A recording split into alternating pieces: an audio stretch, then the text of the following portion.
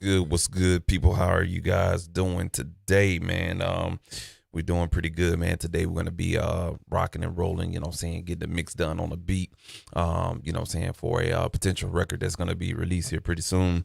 And you know what I'm saying, we're gonna do our first little mixing session for our stream for the year and stuff like that. I've been doing a lot of production videos at the latter part of last year.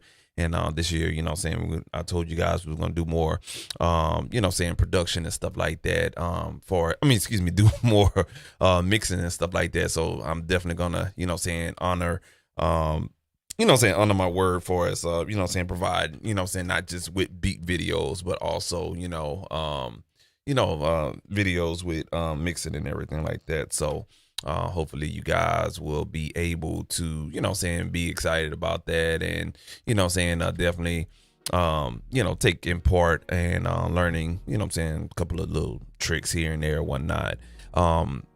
Just to let you guys know, I'm probably not going to be talking too much on this one right here. If I see something that like it need to be pointed out, you know what I'm saying, we'll definitely talk about it. But you know what I'm saying, I'm trying to minimize my talking, you know what I'm saying, as far as in my live streams and stuff like that.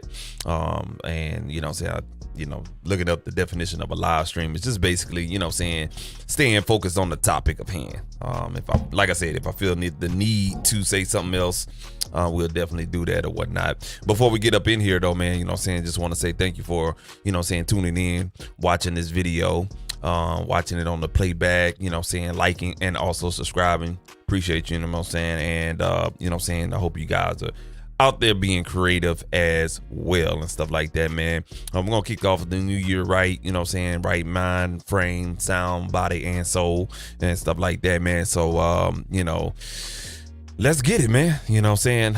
Let's go ahead and we got Studio One open right now, man. So let's go ahead and crack open Studio One right now, and we'll get to mixing this song. Let go.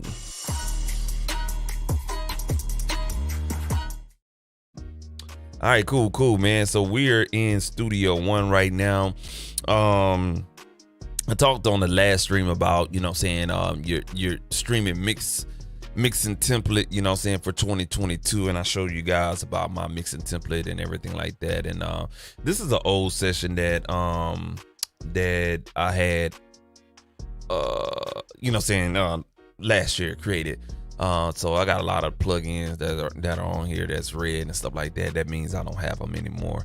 So I don't think that's going to be the focus, but I'll delete them if need be throughout this session. But all the tracks that are in red is basically the instrumental, and we just got to cut this instrumental down a little bit. So this was the edited 2-track mix that you guys see right here.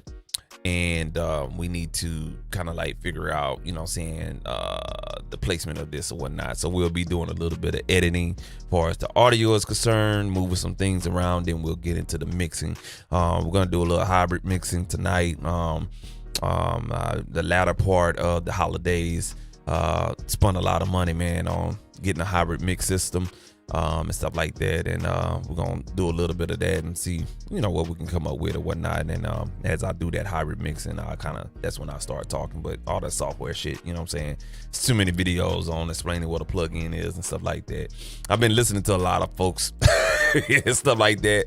There's one white guy, excuse me, no, I don't mean to, you know what I'm saying, make anybody mad or anything like that. Let me switch this camera view, by the way. But this got this one YouTuber, let me say that, one YouTuber, he went on a rant, man. He was like, how many mixing videos we gonna have out there, you know what I'm saying, talk about plugins. I was like, damn, bro, that you hear the gut puncher and stuff like that, man. Everybody has different perspectives on, you know what I'm saying, what tools they use, what tools can be used in certain situations or whatnot. And so, you know what I'm saying, it kind of made me feel, you know what I'm saying, bad for the videos I done put out in the past. But you know what I'm saying, everyone has their different perspectives as far as, you know what I'm saying, what tools they use and how they use them. And I think that's what makes the content good here on YouTube as well, and alongside the presentation of it as well and stuff like that. All right, man, enough of that yip yap, man. Let's get up in this bad boy, man. You know what I'm saying, you know how to work YouTube, like, subscribe, and Let's make some music.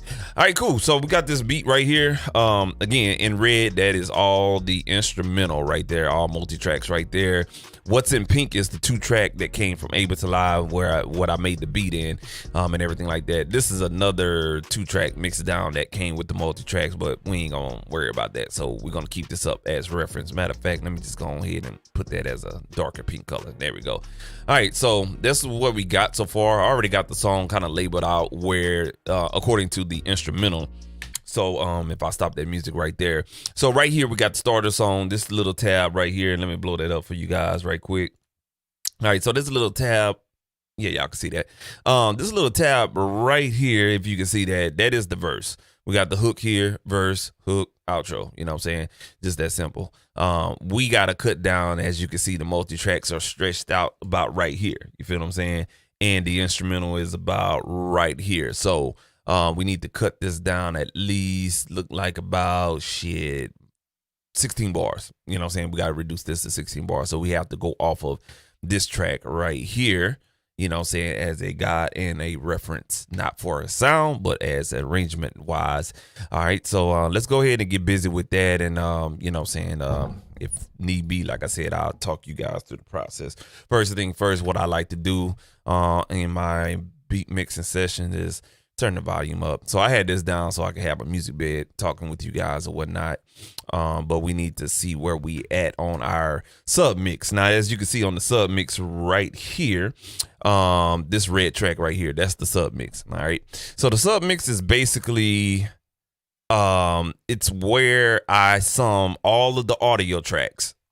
You see what I'm saying? So all these red tracks, all these green tracks, and these yellow goddamn tracks that represents the reverbs, delays, and other effects and shit like that. Then the vocal mix buses and the instrumental mix bus, everything gets summed down into the sub mix bus right here.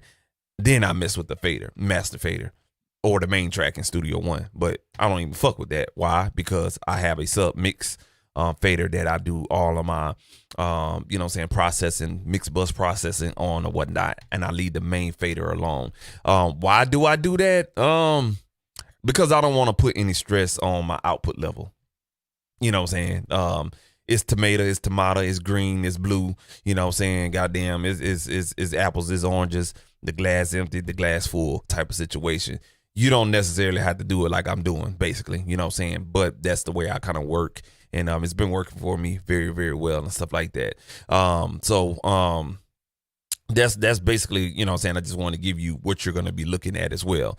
Right now what we're going to do is go ahead and get this track minimalized real quick. We're going to play this audio, make sure the audio levels are straight. The headphones I'm working on, a lot of people like to ask about headphones for as, you know what I'm saying, what headphones do you use when you're mixing?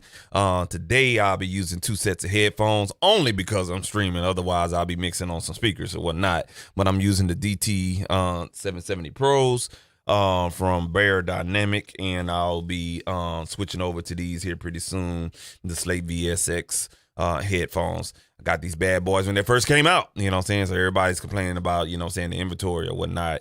You got to be on this shit. Like hot items like this, man. When I saw that, I was like, yeah, that's game changer right there. So we'll be missing on the Slate VSX headphones, first edition, I guess. I don't know shit. Yeah. And then we got the Dynamics.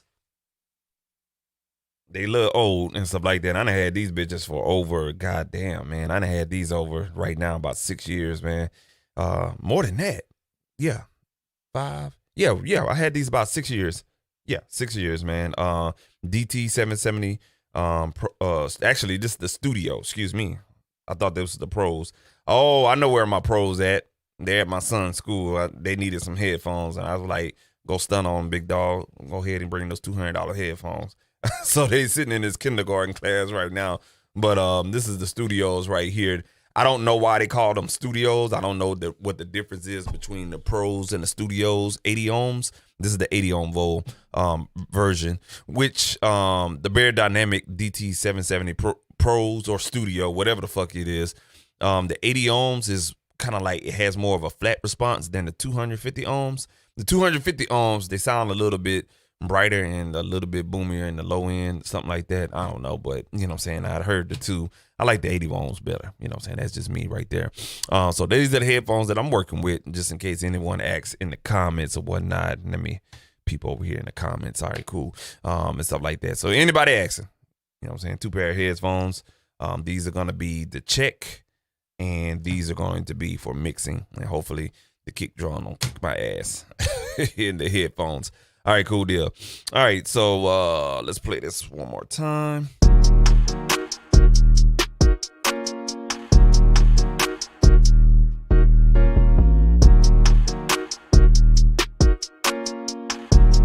I think we got good volume. So you see right here, let me switch this camera for you guys. All right, right here, this music bus is clipping in the red right now. All right, so I know I'm clipping in the red right here on my music bus, and I ain't even look at the submix. So that tells me that I need to turn these individual red tracks down. All right, so these red tracks that you see right here, folks, these shits right here, yeah, I got to turn these hoes down, man, because they coming in a little bit too hot on the music bus. All right, so we're gonna take this, highlight all those red tracks. All right, and they're highlighted here, and what we're gonna do is just turn these tracks down. All right, now what I can do, just to show you guys or whatnot, what we're gonna do with these selected tracks that you see, what we're gonna do with these selected tracks is make a VCA fader for it. Okay, now you're probably asking, what's a VCA fader? All right, voltage control amperage or whatnot, and basically what that is just saying that it's a fucking fader that'll control this whole highlighted group of individual tracks. Okay, and in Studio One, now different programs, DAWs, consoles, everything works different, so I'm just telling you what I know in Studio One. If you select any individual track and, let's say for instance, right click on the highlighted track, you will see something that said add bus track. It doesn't say track. They need to correct that because people get confused, but it says add bus for selected channels. And then underneath it, it says add VCA for selected channels. So let's say for instance, let me talk you guys through this or whatnot. If I select all these red tracks, right, and I want to turn all the tracks down, I have to highlight all these tracks and then turn them down like that. You feel me? Sometimes that can get daunting and you get tired after about 30 minutes and you want to adjust all the tracks at one time. You got to highlight or click and choose which ones you want to turn down in a group and stuff like that. That knocks off seconds off your workflow. So what you can do is create a VCA fader for the selected tracks that you want to control all at one time. That's just a little PreSonus Joe Gilder 1 minute tip there, or whatnot. So what you want to do is right click on that, add VCA for the selected channels. That's going to be all the individual tracks in the beat. Boom, there we go right there. You'll see all the way at the end, this is a VCA. I think somewhere in the mixing control settings where we can uncheck keep the VCA channels to the right. You'll see it right here in the top left corner. Let me get that for y'all. Little wrench tool right here. You hit that little wrench tool, and we can keep the VCA channels to the right, or wherever we create the VCA channel, it should create it right here. But I don't want that. I don't want to have to keep scrolling all the way to the right. So what I'm gonna do is uncheck that for today. All right, but it's a part of my template, so you know what I'm saying, I have more control over that. We're gonna move that VCA fader all the way over to the edge of the red tracks. Bam, there it is right there. And then I'm gonna call this beat VCA beat stems VCA. All right, cool. And my stupid ass can't spell today. All right, so beat stems VCA. So now if I was to, you know, change up the look of the tracks, you'll see all these red tracks right here. Check this out, y'all. Ooh, one fader control all of that, y'all. Bet y'all some of y'all didn't know that. One fader controls all of that. See that? One fader controls all of that right here. All right, cool deal. So we're gonna set that back at default or whatnot. Now, so let's say for instance, I turn this one down, turn this one down, turn this one down, turn this one right here, turn this one up, turn this one down right here. Go to this red track, everything adjusts and it keeps everything in uniform, no matter how much you turn up or turn down, everything gonna go to infinity, excuse me. And then as you turn up gradually, based off the voltage, control, amperage, amplitude, whatever the fuck it is or whatnot, it's gonna adjust accordingly. So all the volumes is gonna retain. It's like retaining the volume, even if you're turning it up or down with one fader. If that makes sense. I know what it means, but shit, hell, trying to explain it, you know what I'm saying? I may lose on it, whatnot. But what I'm trying to tell you is, hell, you can you can adjust your tracks individually. It doesn't even matter what you do on any of your selected tracks. As long as you have a VCA assigned to it, it's going to keep it in its uniform position. Okay? All right, cool deal. Just wanted to throw that out there. Now let me reset my damn tracks. All right. All right, cool deal. And if anybody got a question, I'm monitoring the comments tonight so we can, you know what I'm saying, talk about it if need be and stuff like that. All right, let's just go ahead and get, all right, this seems like we got one. Yeah, there we go. All right, cool deal, man. So let's go back to expanded mode. There we go. All right, so so we got that settled in or whatnot. Now let's figure out this problem with the doggone the beat being clipped. All right, let's play this one more time. All right, so you see this right here? It's a little bit of red, so let's go ahead and tame that. Let's turn that down, all the individual tracks.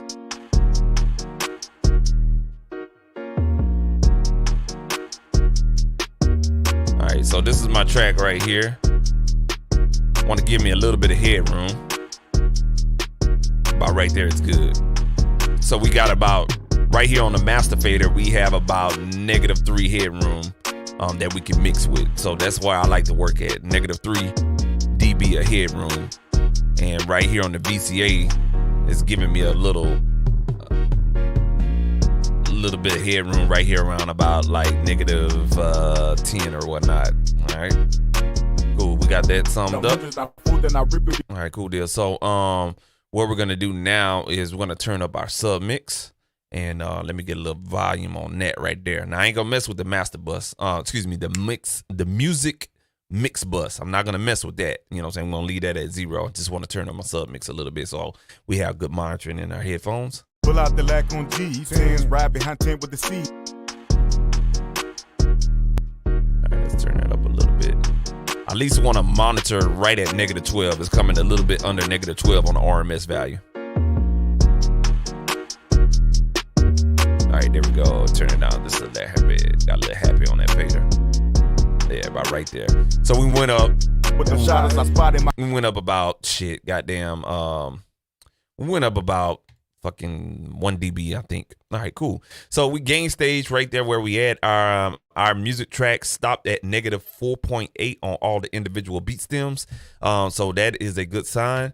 We got about roughly 4 dB of headroom across our whole mix to mix this beat. All right, so let's get into fun stuff, the goddamn plugins. What plugins you gonna mix with, Rich, today? Well, goddamn it, we're gonna mix with goddamn Softube Console 1 today. We want to expedite things or whatnot, and I'm still gonna mix in some hardware on some of the instruments in here as well, and stuff like that. So let's get busy, man. Let's pull up and try to pull up at least Console 1 from Softube. Anybody got Console 1? Let me know if you like it in the comments or whatnot.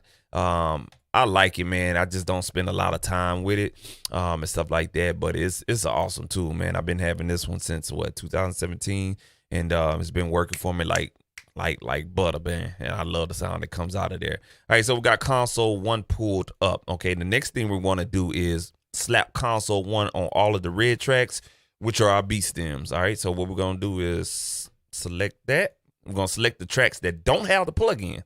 All right, we're gonna drag this one plugin on all of these selected tracks. Watch this happen, man. If you don't know nothing about this, it's gonna save you a lot of times going in and trying to put all the plugs in together on there, whatnot. Let it work real quick. And while there's that loading up and stuff like that, if you hear any pops and anything lagging in the audio, it's probably because I'm mixing and streaming at the same time. Just the FYI. All right, so we got Console 1 pulled up. Let's go ahead and give it a test for us. The Console 1 graphic user interface pulls up, and this is a separate window. All right, so we're good on that. Let's go ahead and switch our mode. We want to get into this mode, and console one had a really good update over the holidays, or you know what I'm saying, before the holidays or whatnot, sometime last year, goddamn it. And you know what I'm saying, they gave us an extra window, so I'm really digging this, and this is my first time actually using console one with this new window, so I'm really excited about using it tonight. So we're going to keep it on the traditional window, and once I get mixing, I'll switch it over and everything like that. What we want to do is, God damn it, I fucked up. Hold on 1 second, y'all. I may have to take these plugins off, because of what I like to do is just get my console the way I want it, okay? So let's run that beat back for a second, y'all. We're going to pull this up, and we're going to choose our channel strip. Today, we'll be mixing on the SSL XL 9000K series console, which is a urbanistic type console. And what I mean by that is a lot of your urban music from the late 90s, early 2000s was mixed on the 9000K SSL console. So I have that console on hand, and we'll be mixing with that. It's a different vibe from the 4000E that comes with console one soft tube, so we'll be mixing on that. All right, so we got that done. Let's go ahead and turn on our equalizer and compressor. And what I want to do is to make sure that my signal chain is correct. So I have the shaper on the console one, and try to see if I can get you guys a good look at what I'm looking at here. Let me do this. Oh no, it won't work. I'm so sorry, y'all. I got this thing stuck right here. Let me wake up my other webcam. Let me see if I can zoom in real quick. Wake up, buddy. Hold on 1 second, y'all. Sorry about that. The streaming software, I have to manually switch the doggone cameras and stuff like that. All right, cool deal. Let's see if I can zoom in here. All right. All right. So on your console one, if you're not familiar with it, I probably can't zoom in no more further than this. On this little section right here, you have a signal chain flow that goes on. So this section right here, is the you could say the dynamic shaper. All right. And what this does is you can add gating or expansion in this section right here for us to control the dynamics. In this section right here is the EQ section and stuff like that. So this is this little section right here. I know that's a bad situation, but I apologize. And then this section right here is the compressor section. And then you have these two orange knobs right here is the drive and the character. So you can kind of get different tone flavors with the console channel strip. So this is how you differentiate. I hope I said that right. This is how you differentiate or switch up in the hood version. This is how you switch up the sound per channel and stuff like that. You give a little bit of drive on one channel, give a less drive on the other channel, however your ears hear it. And then also you can character or tone shape each channel as well. So these are really key. These get turned a lot. We have our pan button for each channel, and we have our volume that we control the DAW volume, the Studio One channel volume here. And we also have an input gain. We have a low cut, we have a high cut. And like I said, all these other colors is, you know what I'm saying, the shape, EQ, and compressor, which kind of represents here on the screen, you know what I'm saying, the dynamic shape, the equalizer, and then the compressor. And we could choose different type of compressor mode. So right now it's on compressor peak mode, but we want to change that. So let's go ahead and change that real quick. And what we have to do is we have to go and see here for a second. Let me blow this up for you guys. Yeah, I think this would be the better way. So what we have to do is go here and choose the compressor type. Okay, so we have to hit shift and comp on the console. And once we do that, we can choose by utilizing the volume knob, select which SSL 9000K compressor. Do we want a peak compressor or we want an RMS compressor? And these are all the other UAD compressors and soft tube compressors that I could choose. Now I don't have the UAD on, and I'm stupid for that. So let me turn this bitch on real quick. Yeah, we're gonna turn that. All right, cool. Hopefully it didn't knock off anything crazy with my doggone. Yeah, there it goes. All right, cool. So we turn the UAD on. So I have the let's say I have the 1176 collection and the La 2A collection. So I can load up any of those compressors in the compressor section. Okay. If I wanted to. So I can mix in, I could take out the stock compressor that comes with the 9000K console and slap in 1176 or La 2A. That's what I like about this thing. This thing is super flexible. Or whatnot. But we're gonna use the RMS compressor for right now. We'll hit solo, aka OK, on the console. Boom, right there. Got our EQ set up and everything like that. I'm gonna set my ratio to 1:1, and I'm always start out with a slow attack. And let me get a fast release on this bad boy real quick. All right, fast release and 0, no threshold being engaged right now. All right, and you can see everything here. Block order is set where I want it. Shaping, EQ, compression. We want to put this on gate, so it's got it on expander, but let me put it on gate. There we go. Let's go ahead and set our gate all the way there, but we don't need it, so we're just gonna turn it off. If I need a gate, I just turn that bitch on. And everything is tactile, so if you know what I'm saying, check out the controls and everything like that. Let me zoom out of here real quick. All right. So everything is tactile. I hit this right here. If you look at the screen, everything is, you know what I'm saying, turn on off the EQ. So it's almost like working with hardware right here and stuff like that. Okay. So that's what we're going to do on this one. So now I have everything set up.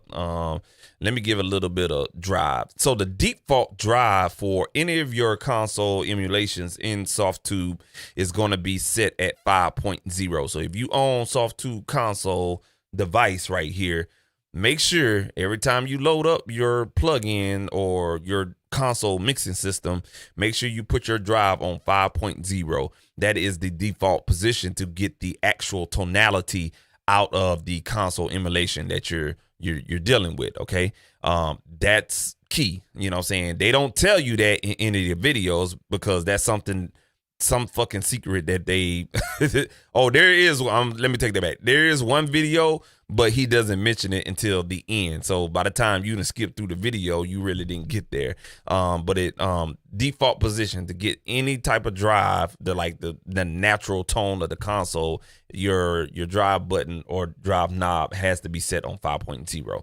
All right, so that's always a rule of thumb with me. Okay, so once we got that situated or whatnot, now I'm gonna select all those tracks and get into this. And I know I said I was gonna shut up, but I had to get this clarified real quick and get this all set up. Okay, I apologize, y'all. My bad. All right, cool deal, man.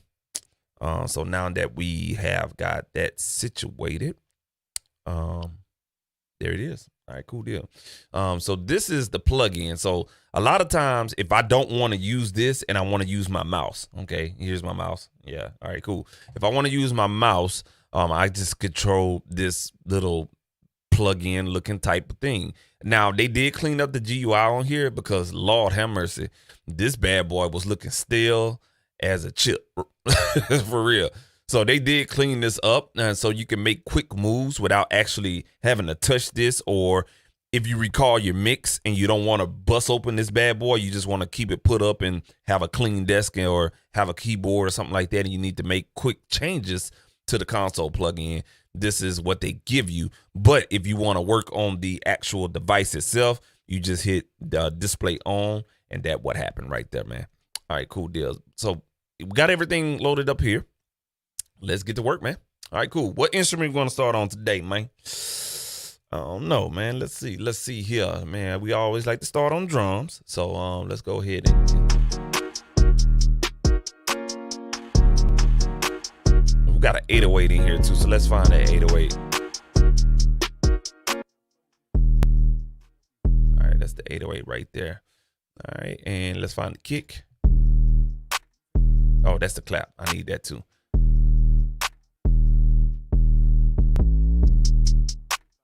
My hi-hat.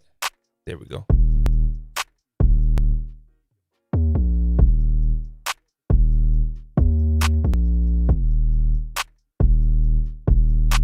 right, cool deal. And we have another.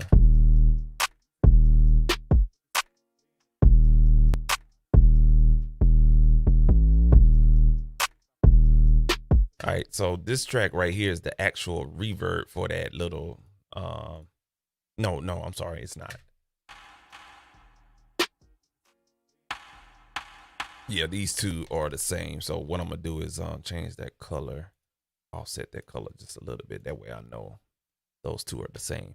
So that's right here. This one right here with the lower amperage on the wave display. That is the reverb for that other little that sound right there and stuff like that. So that's why I got them to the same. It's the reverb tail basically, and stuff like that I use inside of the drum rack in Ableton Live. All right, so I think I got what I want for us the meat of the beat, and let's go ahead and get mixed. I'm gonna mute the 808 for right now.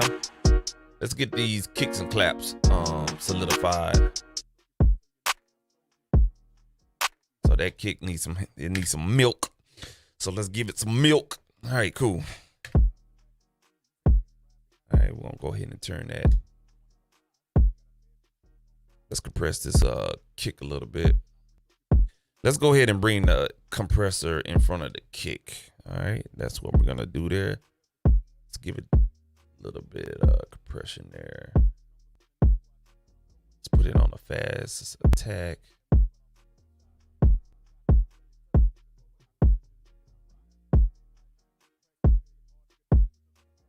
Oh, I'm working on the wrong thing. Hold on a second, y'all. Hold on 1 second. There we go. There we go.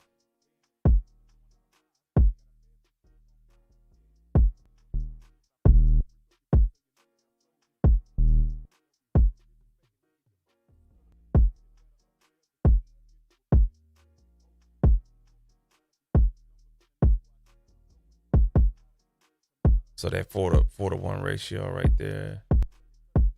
There we go.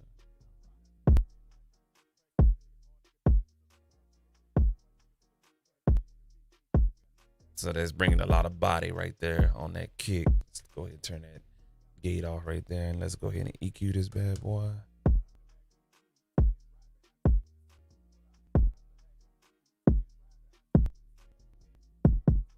All right, so right there, I got it on the bill just to find the frequency. So I'm gonna bring it back down, and we're gonna put it on the shell, man. Take it out of solo.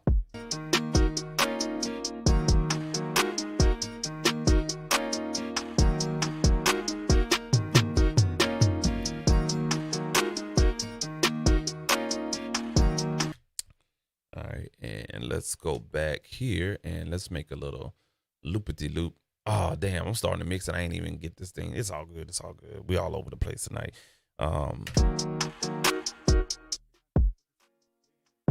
Let's go back to the plug-in again. So we're gonna try to find a punch and using the low mid.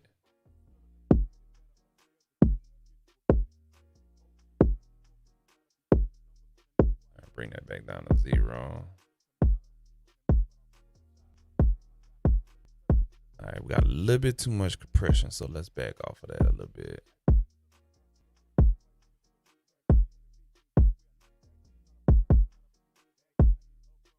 Actually, let's back off of that ratio.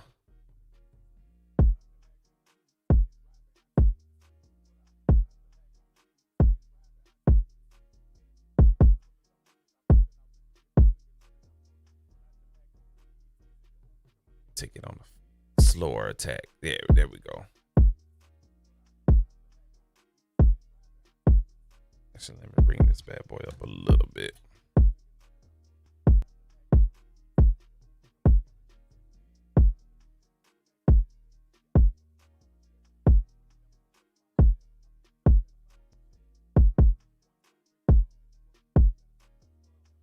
All right, cool. I like how that sounds right there. Let's go ahead and stop that. Play that one more time. Yeah. And let's bump up that volume a little bit.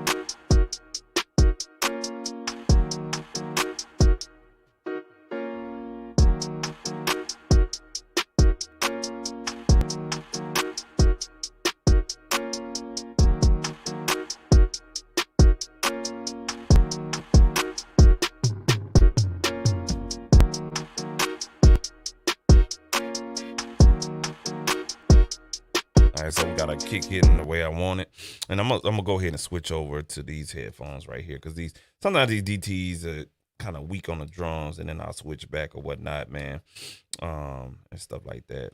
You know what I'm saying? Y'all don't follow my mixing stuff or whatnot, man. Sometimes I'm all over the place, but I'm a special type of individual, because my workflow, I don't keep my workflow the same, man. I really don't. But I have a consistent workflow, if that makes any sense. It's like you have tools, and it's like one day you want to cut the grass with a John Deere, and the next day you want to cut it with a Troy Built. You know what I'm saying? And the other day you want to cut it with a Club Cadet. You know what I'm saying? So you had the same goddamn the same goddamn lawnmower and stuff like that. All right, we're gonna put these DT77 down real quick. All right, there we go. Oh yeah, those sound more natural right there. Yeah. All right, so we got that kick hitting the way we want. Let's go ahead and go to our clap right here. Let's solo that.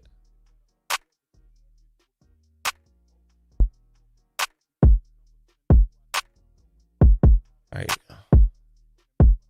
let's get our clap sounding right. Get a little body on that clap.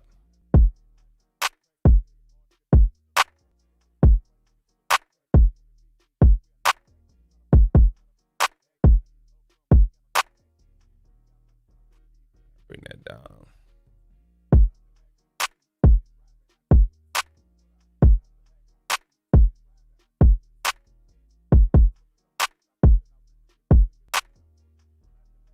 All right, then what we're gonna do is bring up.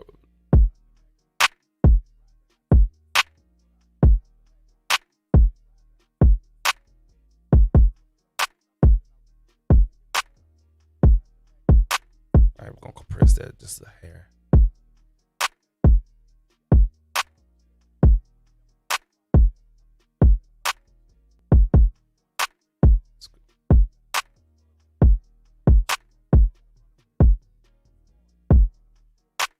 All right, let's bypass the compressor.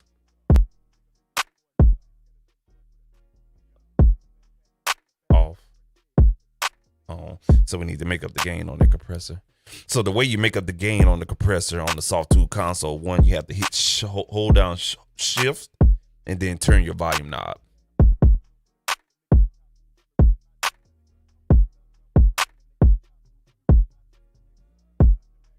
There it is. All right, let's bring it back in the mix.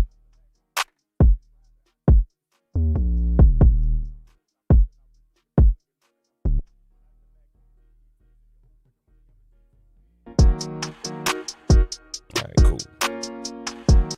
All right, let's play it back one more time.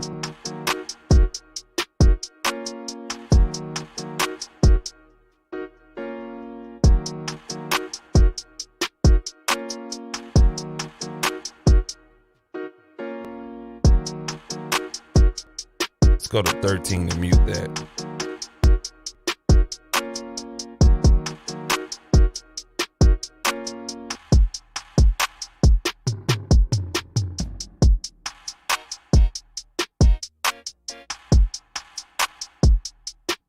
All drums.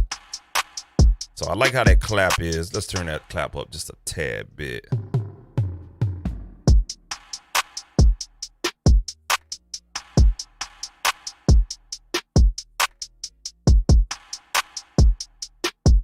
All right, let's solo that one little sound right here. This little doggone little situation right here. Let's go ahead and loop that. I don't know if y'all hearing the buzzing noise, but I'm hearing the buzzing noise in my headphones. I apologize. Like a little hum. I back behind this god doggone desk hooking up stuff. It may not be plugged up in the right power conditioner. All right, so we're gonna go ahead and loop this little section right here so we can get this little snare right.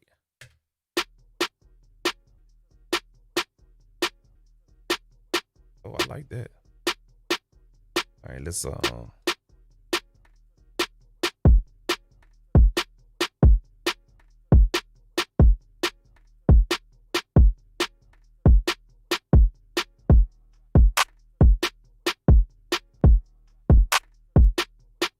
Okay, so I know what I need to do with it. So now I'm gonna reduce that even more. I just don't feel like just listen to the same old shit. Just kind of save some time a little bit.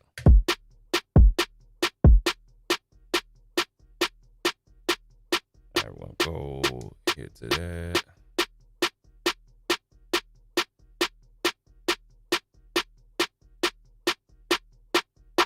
You can see my resonance frequency right there.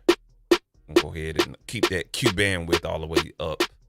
The least amount of Q bandwidth you can do is 2.5. So it's very broad strokes on this EQ.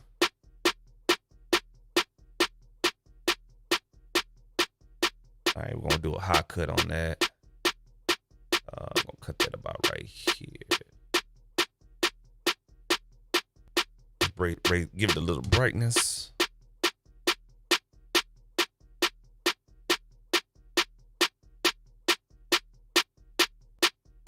Yeah, I like that. Yeah, I like that. EQ off, EQ on. Let's give it a little bit. Let's give it a little bit more character. Just a tad bit more drive.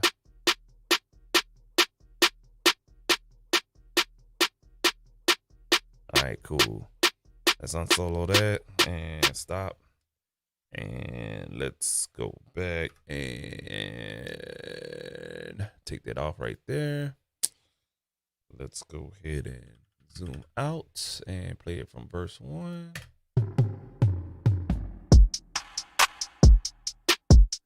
Yeah, there we go. There we go, god damn it.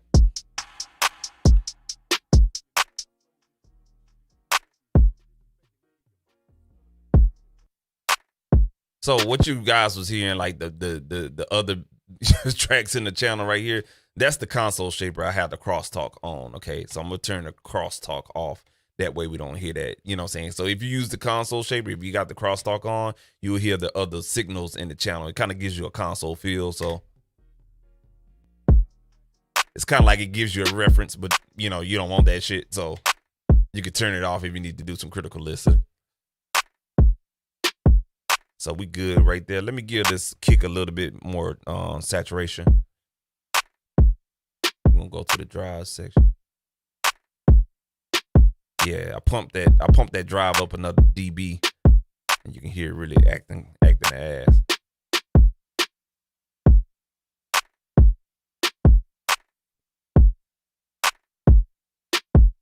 Let's give that clap a little bit. Give it a little bit more respect. Get some character on that.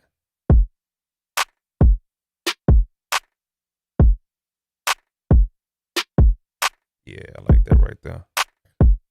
Let's see right here. All right, cool. All right, let's get that little that right there. Let's get that a little go right there. Just right here.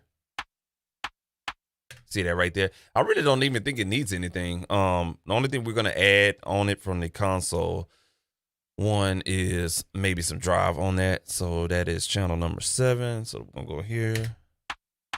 Yeah. Yeah, let's turn that off. We don't need no EQ. Let's save some process. Nah, we good. Let's compress it just a hair bit. I'm gonna slam it.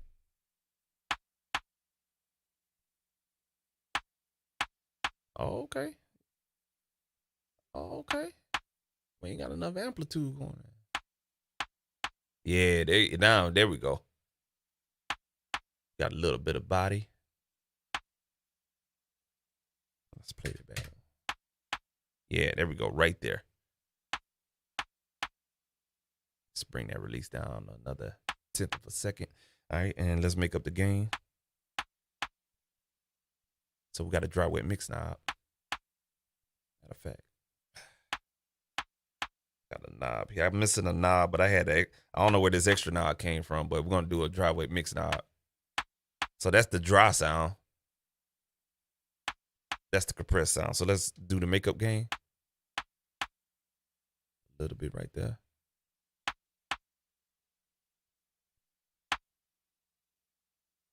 One more time.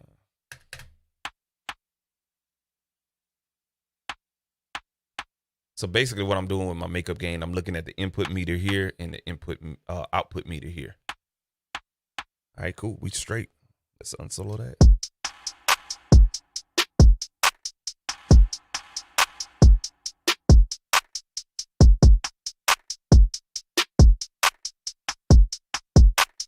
I'm just gonna turn up the volume on this track right here.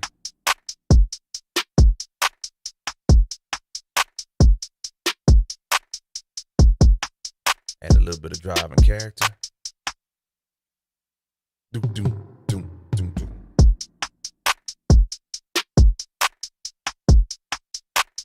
All right, I'm pushing it. I'm at 0. All right. So when I'm at 0 on the fader, then now I gotta drive the input gain on the console. And I'm not really worried about, as long as I don't go past 0 on my faders, I'm good. I really mix. So let me talk to y'all in the camera real quick. I know I lied. I said I wasn't gonna talk too much. What? I don't give a damn. Anyway, though, man. Because some stuff be good, man. So when you're mixing, especially a beat, don't worry about the technicalities and stuff. If you don't know, if you can't talk mixing, like, you know what I'm saying, hey, how you doing? What's good with you, bro? Oh, man, shit, chilling, man. What that compressor looking like, man? Shit, I had that bitch like on slow attack, fast release with a medium fast threshold. Shit, that bitch was like gain reduction at negative 8 dB. If you can't really talk like you talk to your partners, as far as mixing, you can't mix with a vibe. Mixing with a vibe is basically not even paying attention to, you know what I'm saying, frequencies, dBs, Q bandwidths, and, you know what I'm saying, attack and fast release times, thresholds, ratios, and all this other stuff. I talk like that shit because I can talk it, back it up, and walk it. You feel what I'm saying? But for most folks, that kind of takes away because they're worried about the numerical value or something. No, you got to mix with a vibe. You know what I'm saying? A lot of times the best mix come in when everybody in the studio, yeah, that bitch go hard, bro. Yeah, man. Make that bitch snap. Make that bitch clap. Make that bitch boom. Make that bitch bang. Give me some of that bottom. I need some of that trunk. When people start saying that shit, I already know what I need to dial in. That's called mixing with a vibe, you know what I'm saying? So don't really get caught up when you're in your own personal space or whatnot. Don't get caught up in that bullshit of, man, I got to remember what Super Mario or remember what Wavy Wave say about, you know what I'm saying, having that frequency at 3 dB and stuff like that. Nah, man, you know what I'm saying? Fuck the bullshit. You know what I'm saying? If you know you need to add lows, add lows. If it feel good, if it sound good, if it's beating you in the chest in your speakers, go ahead, man. You're doing the right thing. You know what I'm saying? As long as you ain't clipping in the red. Now, there's some things you got to remember. It's common sense. But, you know what I'm saying? Mix with a vibe, man. That's all I want to add to you guys. All right, let's get back.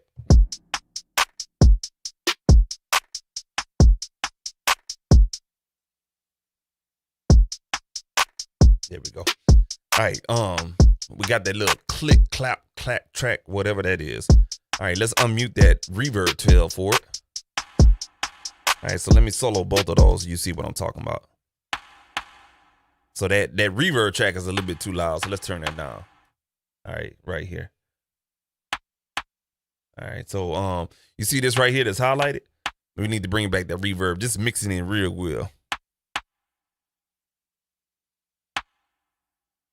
Make it seem like it's one instrument.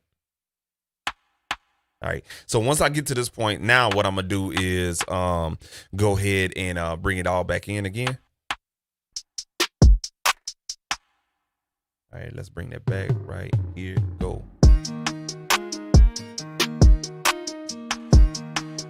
Yeah.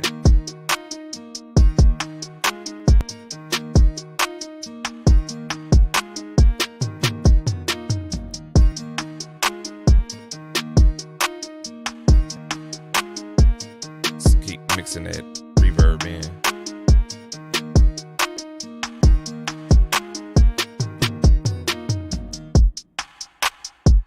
All right, let me add some snap. All right, so the way you add snap in here, did you guys know, if you got a console one, did you know that the console one has a transient shaper? Let me show y'all, man. If you go to shift and you hit shape, all right, is shift, and then right here on channel 2, there's a little yellow section that says shape. If you go there, you can go also choose different gates. So you can choose different modules for as your gate expander section, EQ, and compressor section.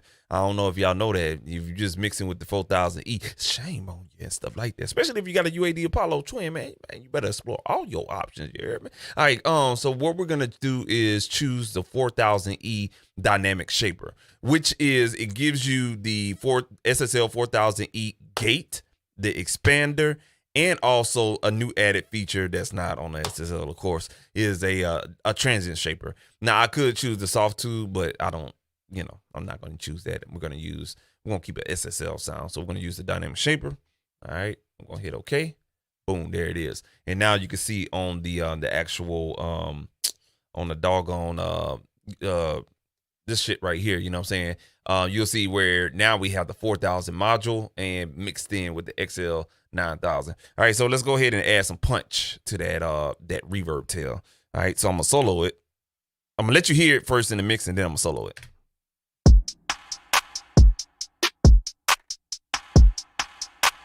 All right, I'm gonna solo it.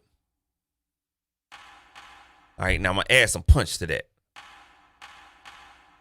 just so it can just give us a vibe.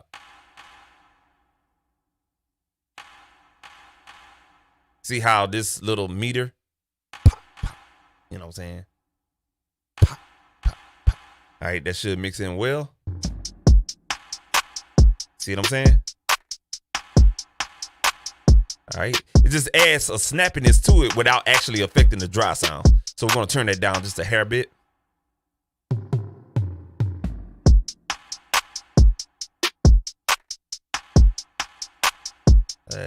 We lost a little bit of that. There we go, about right there. All right, let's go ahead to the hi-hat.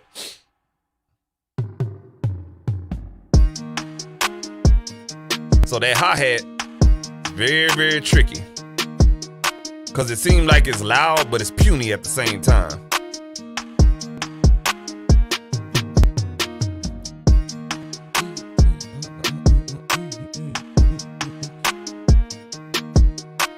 Yeah, I think we're gonna go ahead and we're gonna compress that hi-hat right there, because it needs some body.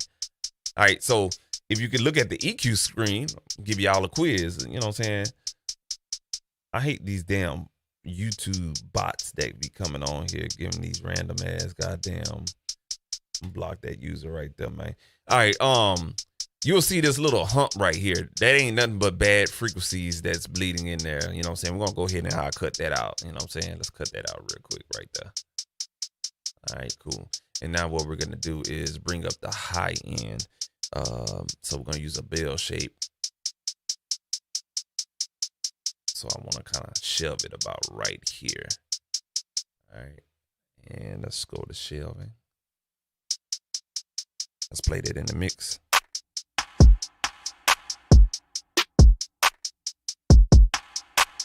All right. All right, and that's it. You know what I'm saying? I ain't gonna EQ it anymore. Now I'm gonna compress it a little bit.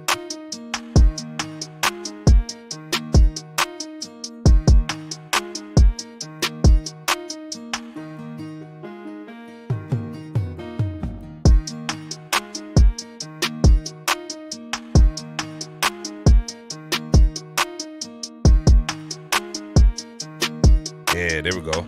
Brought a little bit of body out of that hi-hat. All right, let's make up the gain.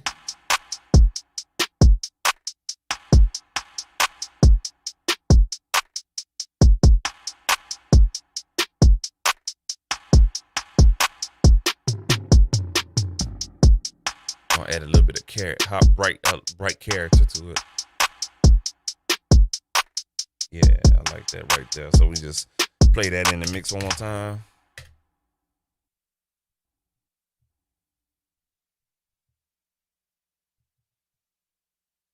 Uh-oh, what we got going on here? There we go. Let's go ahead and play it right there.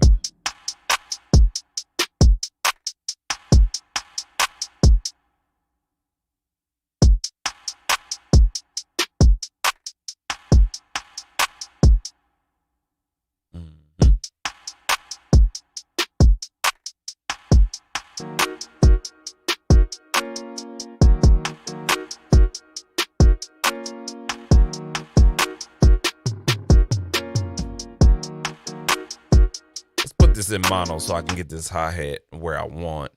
So let's put our mix in mono.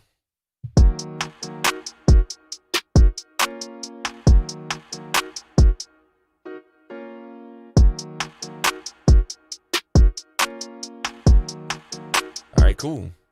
All right, let's go to that 808. Now, the 808 is gonna be something a little special. It's gonna be on that bullshit, basically. So, let's put our 808 on. Let's see what it's working with.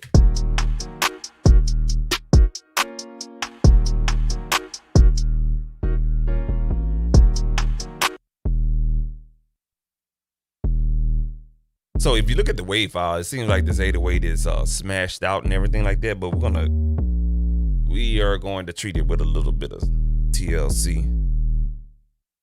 So what we're gonna do is compress that back. Oh, it's already being compressed a little bit.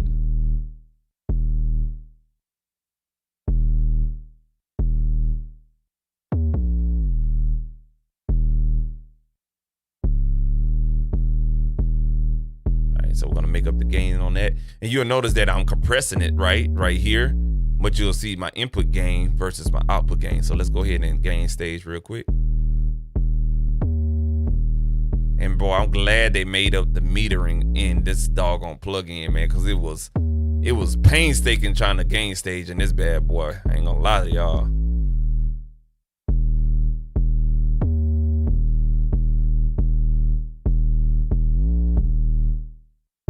All right, so we got a little compression going on. I'm gonna bring out a little bit of that low mid.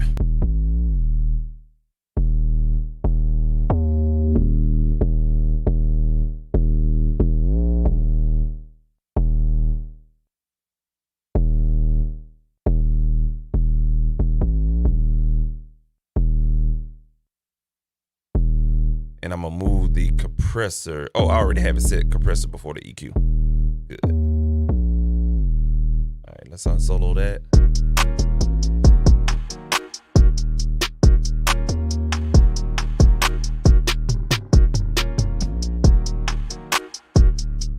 Now let's put this back on mono just to check the 808 and kick relation.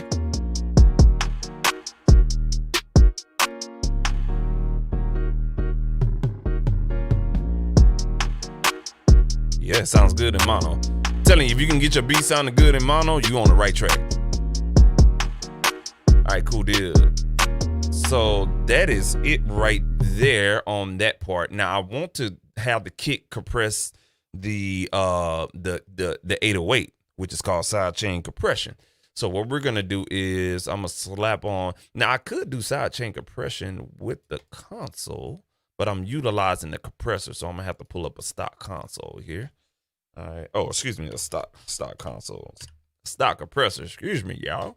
And we're gonna take the sidechain input from track number 4 right here. All right. So it's going to be right. Nope, right. Hold on a second, y'all. Hold on. Let me actually name this kick. There we go. If you name your tracks when you pull up the stock compressor and you go right here at the top and it says sidechain and there's a little arrow pointing to the little bar right here. If you click that, you'll see your name tracks right here. So name your tracks. You know what I'm saying? Name your tracks. All right. So we're going to click that. Now what we have enabled is we are sending the send or the signal from the kick into the compressor that is on the 808. And now this compressor sole responsibility is the sidechain, the 808. Look how simple that is. Look at God. Yeah, man. It's super simple like that, man. And I know I'm talking shit, but you know what I'm saying? For most people, it's kind of hard, you know what I'm saying? But Studio One really tried it, you know what I'm saying? They do a real good job trying to make it stuff really simple. Now, what I'm doing a lazy man sidechain. I just put the envelope attack and release time on auto. That's the lazy man or whatnot. And the makeup gain, I'm not gonna make up the gain. The reason why I'm not gonna make up the gain nor bring in more signal on the side gain or the send gain or whatnot. The side gain is basically the sidechain gain, the signal coming in. I'm not gonna do that because I'm using the signal purely coming from the kick to just duck the 808. That's its sole job. So ratio and threshold, those are only two controls I'll be controlling today. All right, let's go ahead and get in.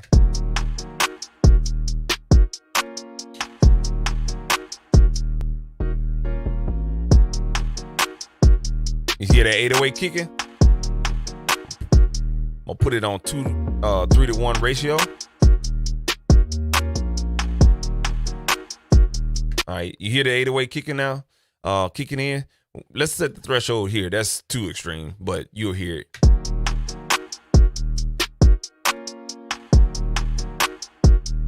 You hear that 808? Hold on. For the people in the back. You hear how when the kick lets go, soon as that kick lets go, you hear that 808 kind of creep back in. That's sidechain compression. That's what your ears need to be listening to. Fuck all that attack, release time, ratio, and threshold. If your ears can't distinguish when the 808 is coming back into the effect of the beat due to the kick signal and stuff like that, you're not mixing with your ears. You know what I'm saying? That's mixing 101. I'm just keeping it 100 with you. If anybody else tell you you need to have these exact settings, they bullshitting you. You've been getting bad advice. Just keeping it real with you. You got to mix with your ears 75% of the time. You know what I'm saying? The other 25 is making sure that your knobs that you're turning or buttons that you're pressing is the right shit that you're doing. And you also have to watch meters and shit like that. But 75% of your mixing comes from your listening and stuff like that. So we got too much compression going on. So let's go ahead and back that shit off. All right. So let's unsolo that. I like to do my side chain and nail it in the mix because I wanna have that feel to it. You feel what I'm saying? So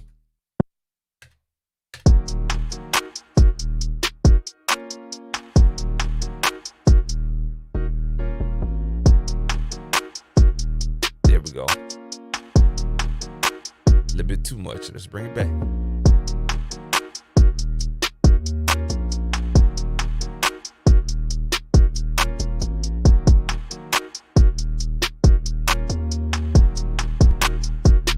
There we go. Now let's check it in mono.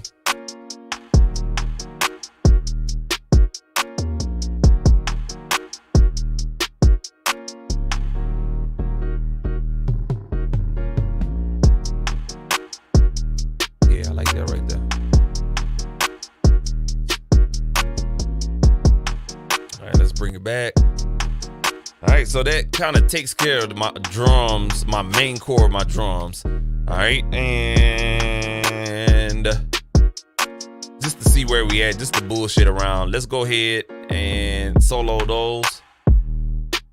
Let's turn off all the plugins for these selected tracks.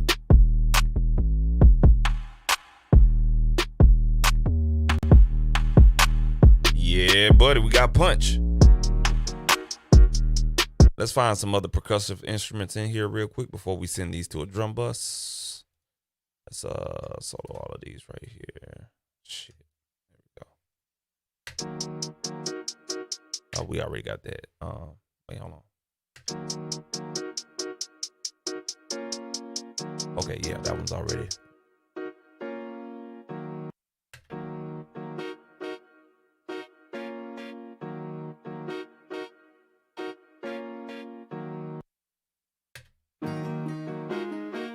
Okay, everything else is melody. All right, cool. So what I like to do on my beat stems is like to change the color on the melodic instruments. All right, cool. So now everything in orange melodic, everything in red is goddamn percussive. All right, bad, nigga. We looking good, nigga. Y'all. All right, cool deal, man. So now what we're gonna do is take all these red tracks minus the 808, and we're gonna put these on the drum bus. So we'll go back to the mixer console here, and we're gonna assign all of these bad boys a motherfucking bus. Bam, there it is. Cool deal. Now let's go ahead and pop over some hardware here and get this bad boy stroking and rocking and stroking and shitting like that. Yeah. All right. So what we're gonna do is we're gonna fire up the this DBX 266 XL, and we're gonna slap that over the drum bus.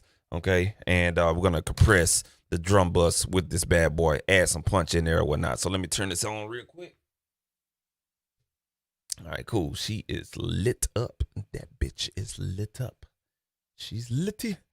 All right, let me get my patch cables out the way. All right, so guys, these are patch cables. You know what I'm saying? If you don't know nothing about that, that's old school right there, man. You know what I'm saying? It's more than about plugins, man. You know what I'm saying? I was forced to hand teach. Somebody said you need to teach more in 2022. So that's what we're doing. Patch cables, 1/4-inch balance. You know what I'm saying? These are really, really good to knock down noise. You know what I'm saying? When you're patching in hardware into your interface. All right. And as you can see right here, you know what I'm saying, we have a patch bay right here into the interface. So we're going to patch, come on camera, god damn it. We're going to patch this compressor into the interface, which you'll hear the sound in the software. All right. So what we're going to do is we have to figure out, well, where the fuck is the god doggone compressor at? Well, I made it simple when I arranged my patch bay or whatnot, you know what I'm saying? So what I had to do was just remember, you know what I'm saying, the goddamn, you got to remember your patch bay, man. And basically, when you see this blue tape up here, this is my cheat code, all right? So I got my cheat code up there, you feel me? So my cheat code says, you know what I'm saying, let me bring that up for y'all real quick. Bam, there it is. All right, so my cheat code says DBX266XL compressor is in 17 and 18. You probably can't see my fingers because the doggone computer screen is in the way, but it's all good. 17 and 18. This is that Bath Body and Beyond, boy, Bath Body Works stress relief lotion. There's some good lotion, man. It definitely relieves some stress right here, man. Get you some of that, man. Anyway, so my compressor is in 17 and 18. These two insert points right here. Okay, I have to come out of a output. Okay, outputs on a patch bay is always going to be at the top. I got to come out one of these outputs from the interface, bring that wire over into 17 and 18, which is going to be at the bottom. So all your inputs are at the bottom. So I patch from, let's say, 3 and 4. I come out into 17 and 18. Then I patch back out and come back into 3 and 4.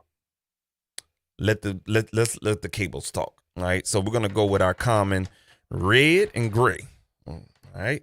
Red gonna represent the right signal. Gray is gonna represent the left signal. All right. So we're gonna come out of let's go with god doggone 3 and 4. All right. So 3 odd numbers is always associated with left. Even numbers is always associated with right. All right. You know what I'm saying? And then we're gonna plug that into the end. All right, so we're coming out of 3 and 4 from the interface, coming into the compressor at the bottom. Boom, just like that. All right. Out, top, in, bottom. All right. We're going to take another cable. We're going to go with blue, representing that left. We're going to come out and come back in on 3 and 4. All right. Let me got doggone camera angle, bro. There it is. All right. And then we're going to come out right here and come in right here. Now we're going to get this compressed signal right here, and it should work. All right. So let's move this doggone camera angle again. All right, cool. So when we put the pipeline plug in on the drum bus, we're going to choose our input and output configurations. All right, so let's go ahead and do that real quick. All right, and let me blow that up for you guys. All right, so we're going to go ahead and choose the pipeline plugin. All righty, and we don't have it, so I'm going to have to go.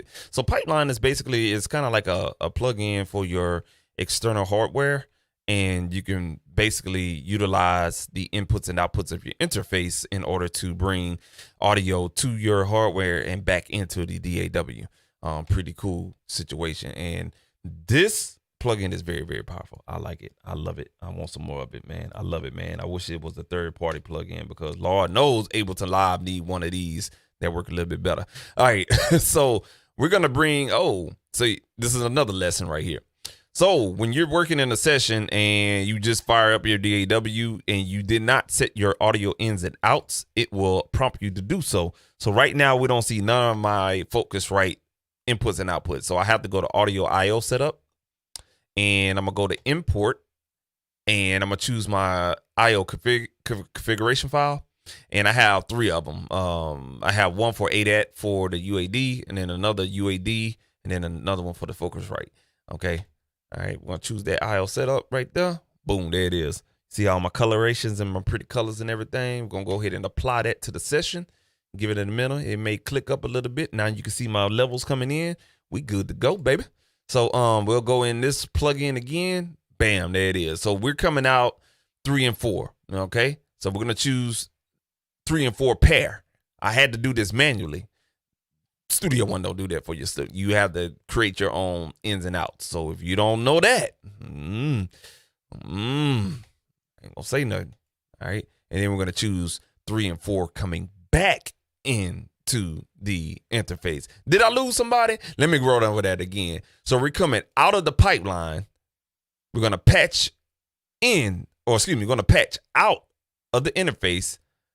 It's going to send this to the hardware. This little wrench tool right here is the hardware. Let's sync it. Oh, y'all see that? We just synced internal signal with the outternal signal. It's going to compensate that. We're off by 129 milliseconds. Auto sync. It's synced. The return signal is going to come in to 3 and 4. Hope I ain't lose anybody. Let's see if we get any signals going on right here on the hardware. And we got action. All right, cool deal. So now we got to put this bad boy in stereo couple, and hopefully this bitch light up. All right, and we got it in stereo couple. So once we put it in stereo couple and stuff like that, we'll be able to start, you know what I'm saying, doing our thing. Stereo couple just means is I can control the stereo signal on one side of the compressor. All right, let's hit play again. All right, so we got signal coming in.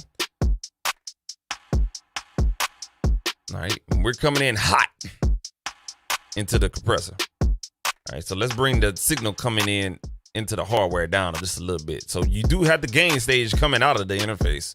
FYI. All right, so we good right there. All right, now you'll see the signal is coming back low. Now you can crank it up on the on your compressor or whatever hardboard or outboard gear that you got, but do know that you coming back through the converters on your interface. So you know what I'm saying, look at your let's look at the interface meters. So it's right here. So we can actually take advantage of the converters coming back in here and whatnot. So why fool with the doggone output gain on your hardware when you got the converters? I'd rather turn up the converters. All right. So let's go ahead and get this bad boy compressed, man. Let's go. Put our ratio on to, oh, now we got some action. We got some action. Let's put this on 1.3 to 1 ratio. A little bit too hot there. So let's bring that down a little bit. We coming in super hot. I don't want to come down. So I'm coming in super hot on my gain reduction, right? And you can see right there. And my doggone, there we go. So y'all can see a little bit right there, man.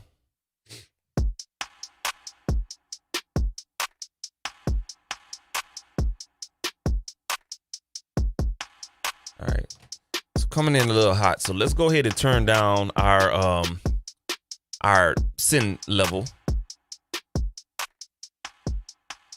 So I'm gonna try to match the in with the out. All right. Let's bypass this signal. All right. So we got the in, the out with the in. So we reduce that about 10 dB. All right.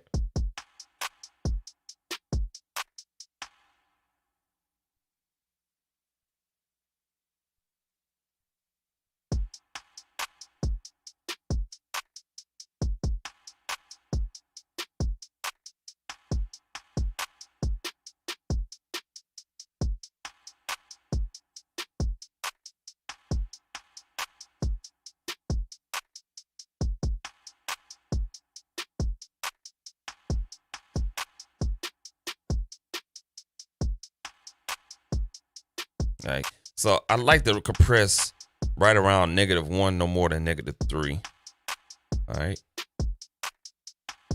And you'll notice when I take this out of bypass, we get more body. but you'll notice that we got a low signal. That's because we're coming low into the interface. So now what we got to do is, you know what I'm saying, basically turn up our interface.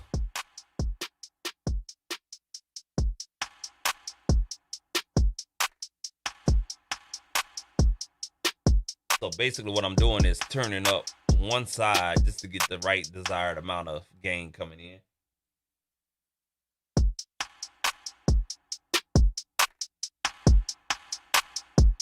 I gotta make sure that I get my right settings on this doggone thing right here. So just to let y'all know what I'm doing, it's these two right here. So we good, man. We're not peaking in the red right here, so we good. So I got it gain stage perfectly, and I still got about 2 dB of headroom coming in. All right, whoa. Run that beat back over here, big partner. All right, so when we crank this out of bypass, got a little bit more body. Now I can gain stage coming in here. Now I'm clipping those converters. So we good. If I clip the converters, I don't want to do that. But it's adding some type of saturation at the same time.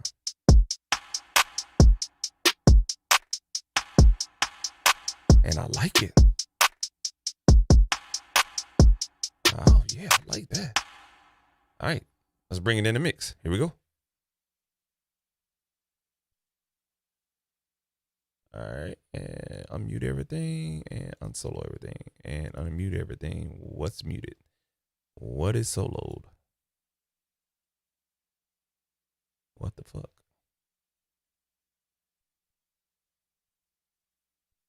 Okay, I got something funky going on with my mutes and solos. What the hell's going on? Right here. What the fuck? There we go. All right, cool. If you wanna be poking, you gotta be focused. Numbers running up, so I think that I'm blowing up. All right, there we go. Let's meet the vocals real quick. All right, cool. So that's how it sounds in the mix. Let's go ahead and bypass this whole plug-in. We just hit the wrench tool.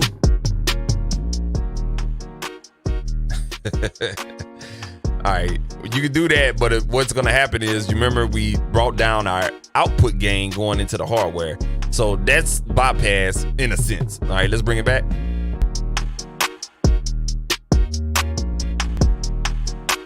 All right, now what we're gonna do is take advantage of the mix tool. Or you could just turn the power off.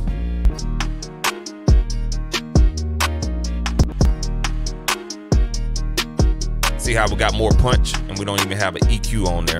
So we're gonna have to slap an EQ on here. But we got punch though.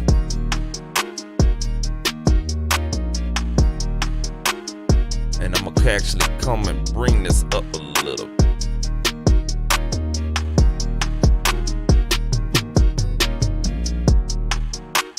Yeah, I like that too, boy. All right, let's go ahead and add some EQ to this. Now the EQ I'm going to use today,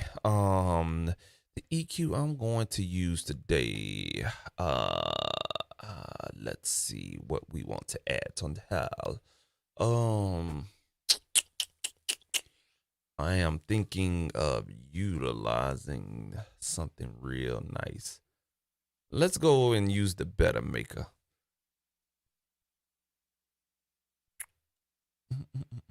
Yeah, here we go. The Better Maker is a pretty cool EQ plugin, and the reason why I like it is due to, oh, okay, let me log in real quick. All right, there we go. All right, so the reason why I want to use the Better Maker is because number one, it's a Pultec style EQ mixed with a, you know what I'm saying, with a digital twist. So it gives you the Pultec style for as the boost and the attenuation on the low and the high frequencies, but they also add in 2 additional EQ bands. So you can take advantage of the mids, in 2 bands. So it's almost like a 4-band EQ, very, very, very, very broad. And it sounds beautiful. And so that's what we're going to use on this drum track right here. So let's go ahead and get this bad boy beefed up a little bit.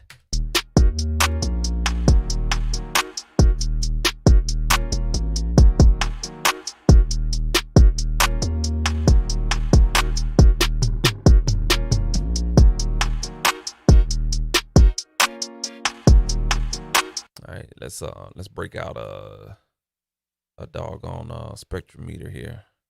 Make sure I'm on the right frequencies and everything like that. You hear me? Let's bring this up here, right there. Bring back that better maker. All right, there we go. Here, and let's bring that up there. All right, bet.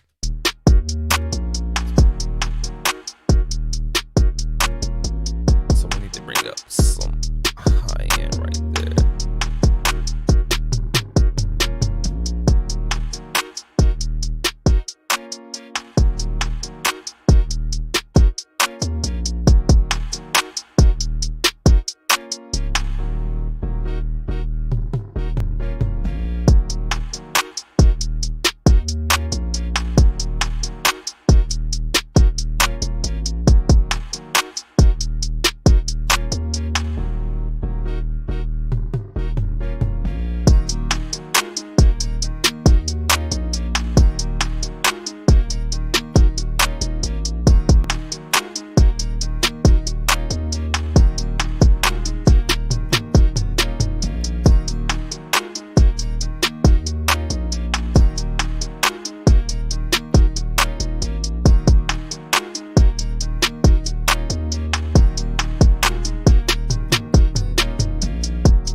Back off on this hardware compressor just a tad bit. We got a little bit too much punch, so let's bring back a little bit of attack.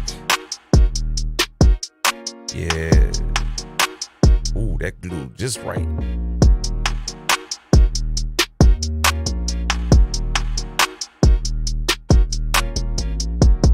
A little bit of pumping.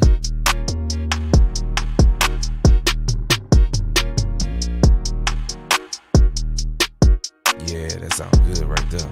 Yes, sir. Yeah. We Gucci.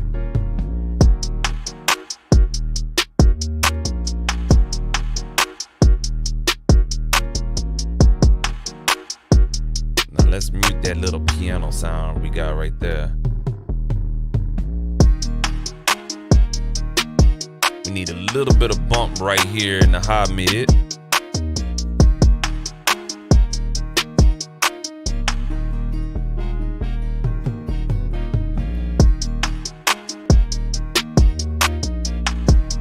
All right, so this is the so this little section, these are 2-band EQs. The EQ1 band is more of your low mid, and the EQ2 band is more of your high mid.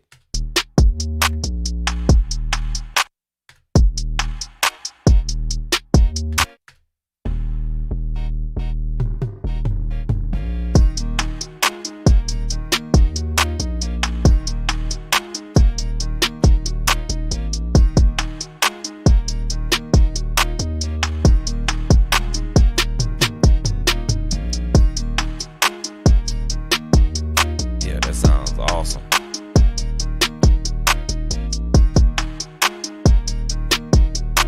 All right, let's solo the drum buzz.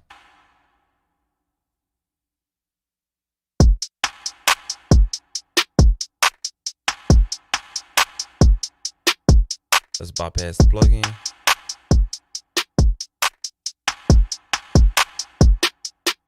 That's with the plugin off. Yeah, buddy.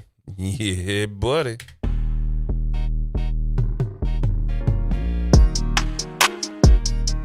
All right, cool, man. So we clipping, you know what I'm saying? We clipping, you know what I'm saying? I like that little saturation, but we're gonna do it right. We're gonna gain stage right. We're gonna turn that down. Coming out of the output.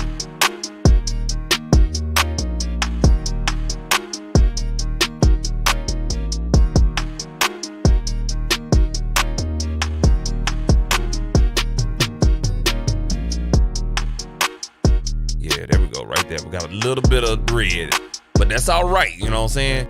Did you know? You know what I'm saying? Did you guys know? Hey, I'm over here. Did you guys know? You know what I'm saying? I don't have the camera on me or whatnot, but did you guys know that there is a lot of pro mixers out there, Grammy Award winning mixers and stuff like that? They say they don't give a two fucks. Don't give a two fucks about their DAW metering clipping in the red. You know what I'm saying? And the reason why is because sometimes that's digital saturation, they call it. Did you know that? There's the such thing as digital saturation. If it ain't bad, if it don't sound like it, you're good. You know what I'm saying? Just FYI out there, man. You know what I'm saying? All right, cool. So we got that done. Let's take a little further listen with everything uninterrupted for the first verse. Let's get it. And let's. All right, cool. Let's take a listen.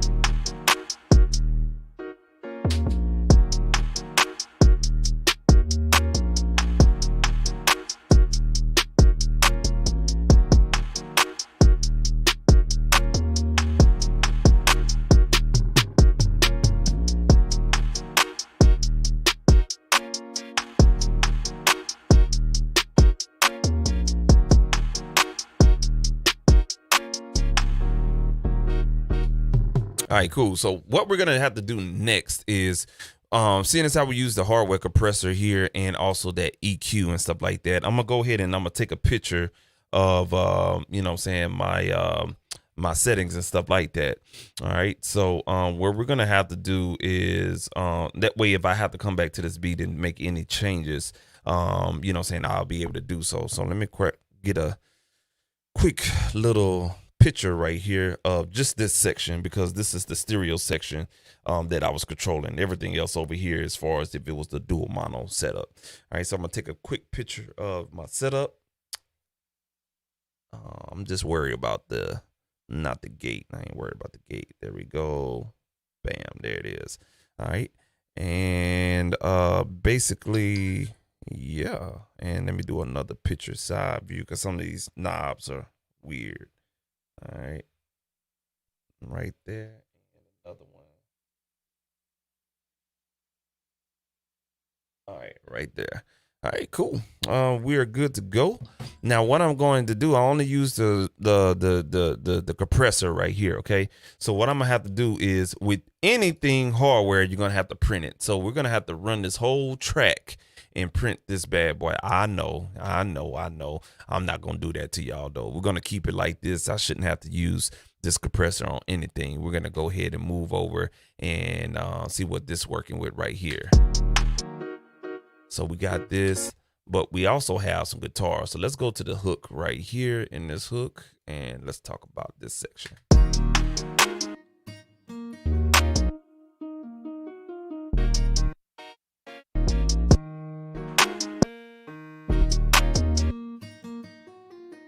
So you hear that guitar? So what we're gonna do is we're gonna go ahead and turn on the studio channel, the Persona Studio channel strip, and we're gonna process that acoustic guitar with the studio channel processor. All right, just to add a little, you know what I'm saying, a little razzle dazzle to that. All right, light that bad boy up real quick. And we're going to get another patch bay. Now, this is a mono processor, so I can only use one. Or, yeah, you can only use one on here. So I have to have two patch cables. And my cheat code is telling me that is channel 16. So it's right next to the DBX. All right. So we're going to come out of 5 on this one. All right. So we're going to come out of 5. And go into what I said, 16. And we're going to come out of 16. Go back into 5. And if you're trying to figure out my patch bay for as what mode your patch bay is in, it is in through. Normal, it works, but there's a feedback loop that happens on my processors. in normal mode for some odd reason or whatnot. So through actually works. You know what I'm saying? I haven't had any problems with it and it works fine for me. Okay. All right. So we're gonna go ahead and get this this process real quick, because after I stop the stream, of course, I'm gonna print all these tracks or whatnot. All right, so we should have something going on. No, we don't. You know why? Because we don't have that pipeline plugin on there. All right, so let's put that pipeline on there real quick. Now we have the console situation on there, of course, but we're gonna have to go ahead and take that off. Okay, we're gonna take that off, and we're gonna add the doggone pipeline.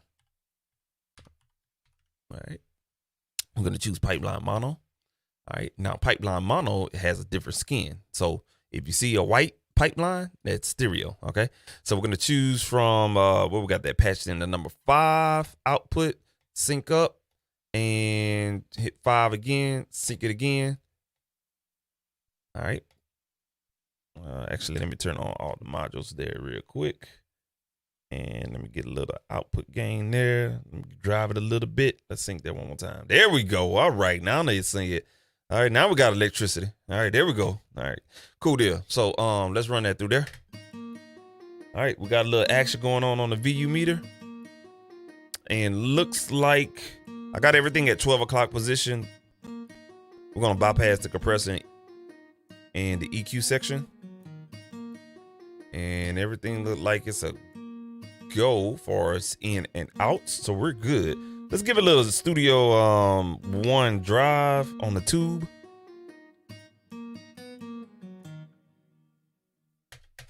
Actually, let's send a little signal going into this plug-in. Let's put the I'm gonna put my meter.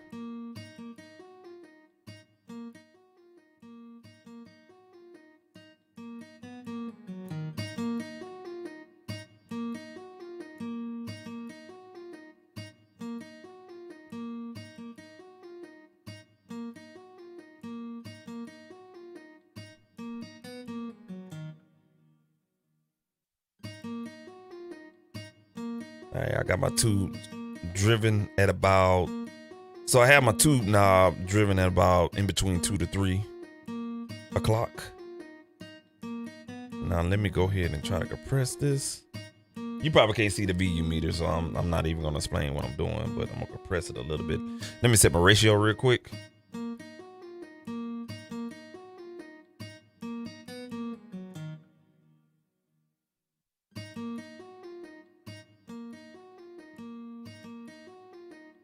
So I'm gain reduction about -6.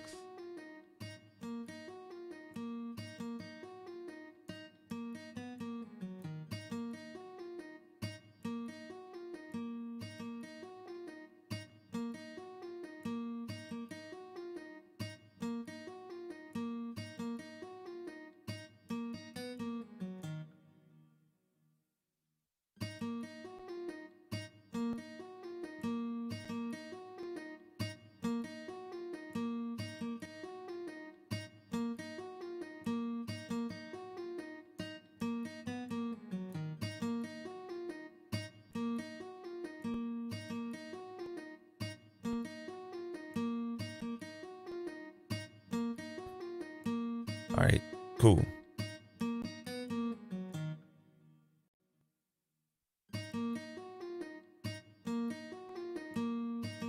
All right, there we go. So I got my compression where I want it. Now I'm looking at the spectrometer and it's telling me I got a lot of information going on right here, around about 225.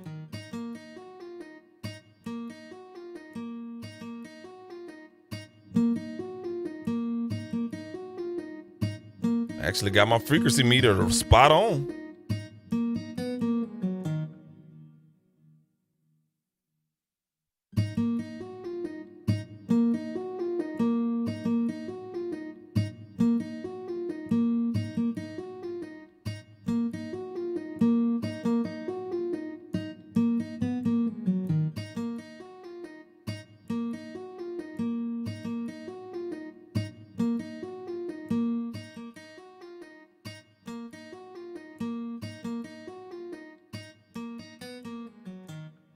Let's bring out some of that string, that top of the string, that feathery part of the guitar.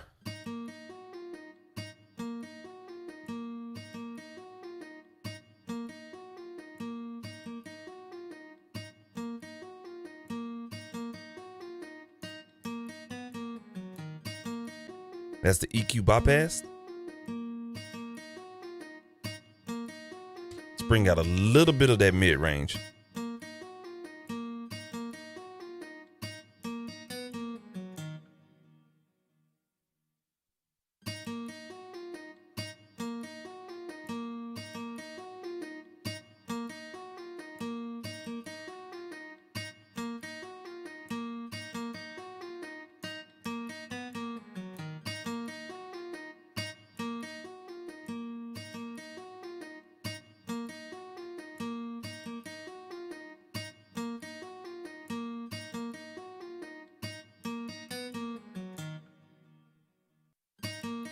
And my friends, that guitar is actually a software guitar.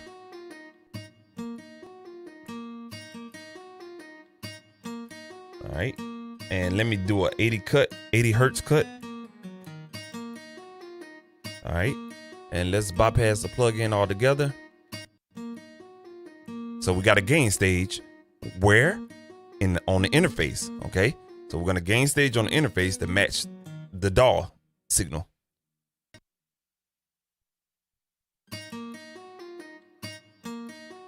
So what we're gonna do now is turn up the channel 5 on the converter.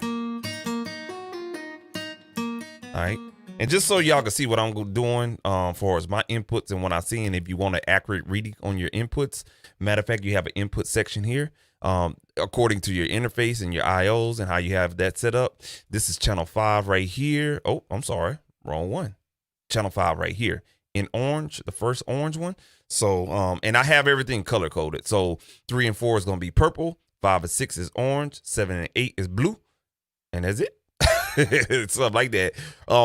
Front face 1 and 2. So this is the Focusrite 1 and 2 inputs are on the front face of the interface, and those are in red. Okay. So again, color coding is very, very important. All right.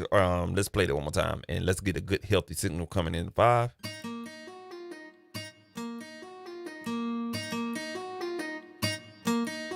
Here we go.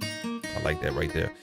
All right, cool deal. Now we're gonna bring up the actual input settings for the interface, and we're gonna enable on channel 5 the air band or the air feature, air mode, and that's gonna it's gonna kind of like enable the Focusrite ISA preamp. I forget what number it is, but whatnot. It's just gonna basically add a little top end sheen to the signal coming in.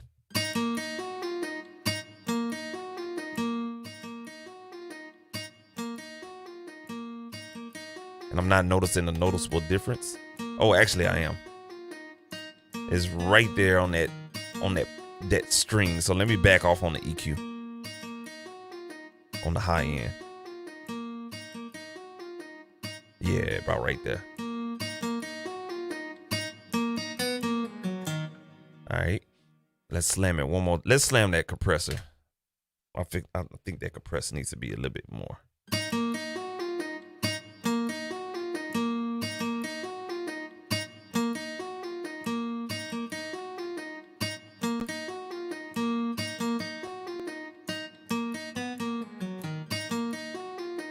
Now let's play that in the beat. I didn't want to close that, but okay. All right, and let's do our driveway mix now over here. So that's the signal coming out. That's the signal coming in. So let me gain stage on the converter.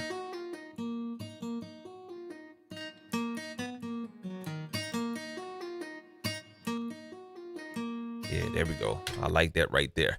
All right, so what we're gonna do now is play that back in the beat.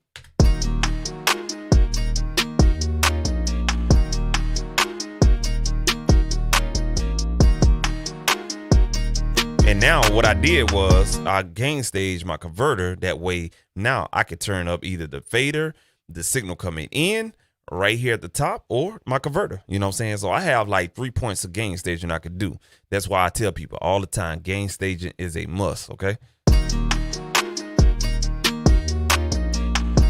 Let's add a little bit of low end on that EQ.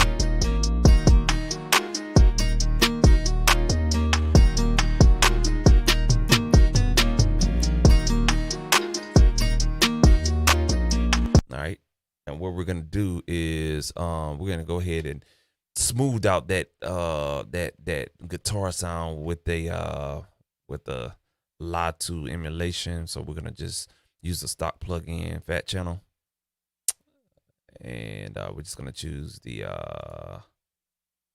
tube right here.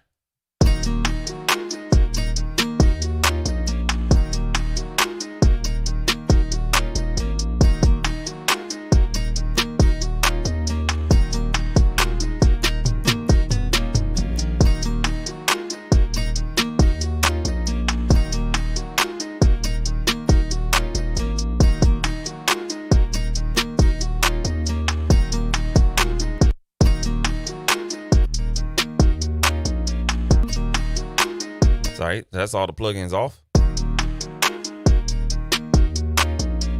and that's all the plugins on. Yes, sir.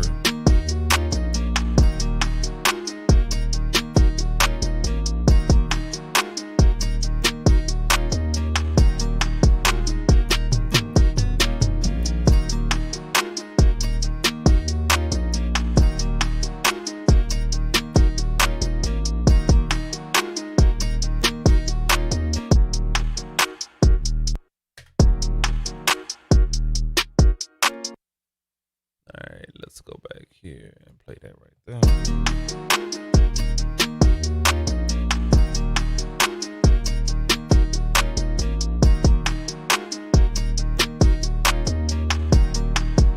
All right. Now I got another instrument here.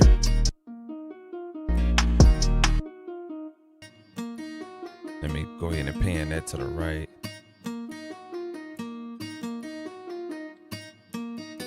All right, and this plugin, let's bring that up on the.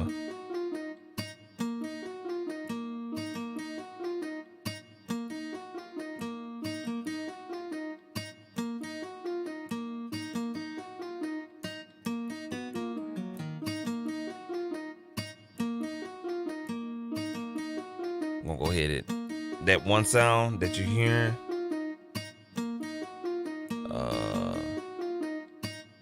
Let me mute the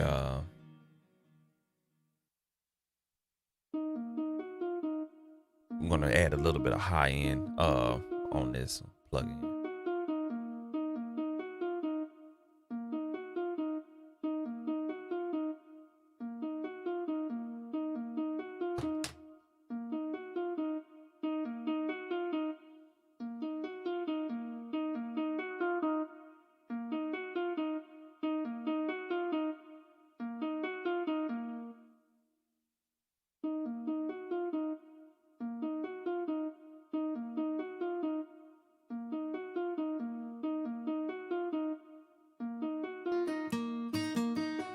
Yes, sir.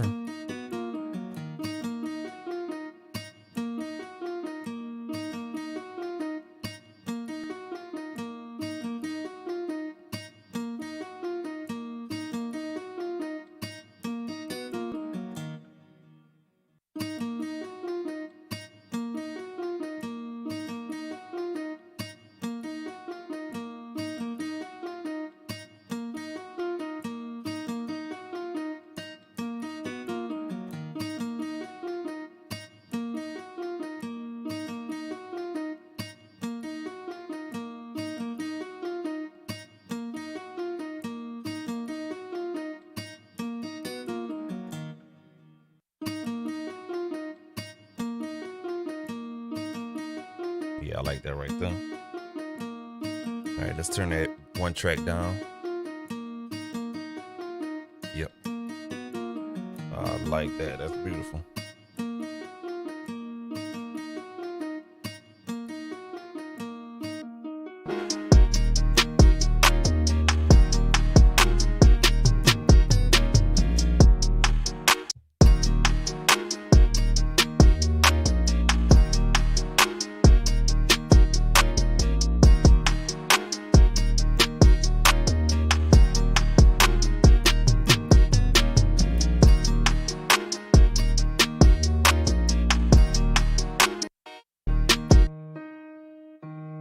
So we need to mess with this one.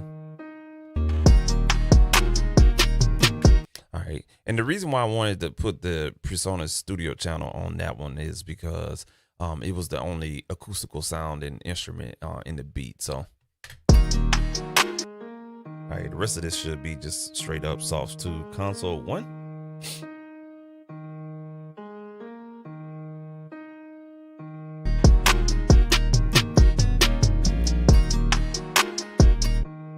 Let's go compress the fuck out of this goddamn piano sound.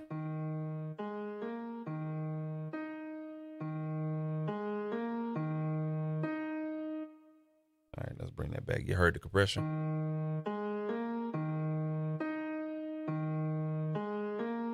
Yeah, like that. A little bit too much of that low mid, so let's get that, roll that out.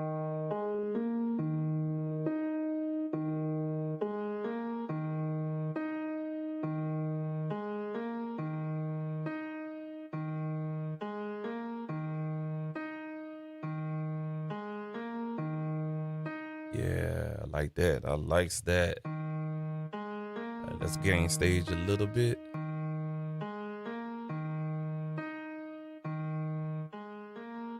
Yes, sir. Yes, sir.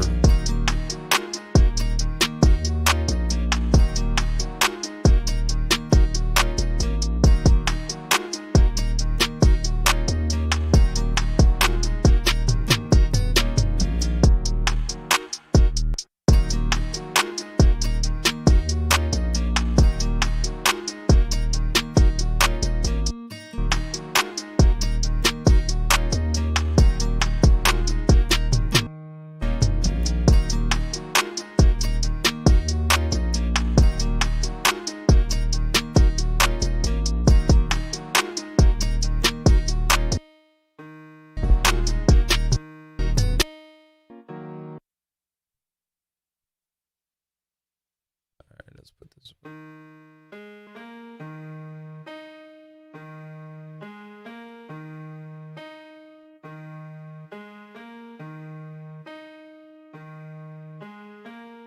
All right, let's go ahead and EQ this one.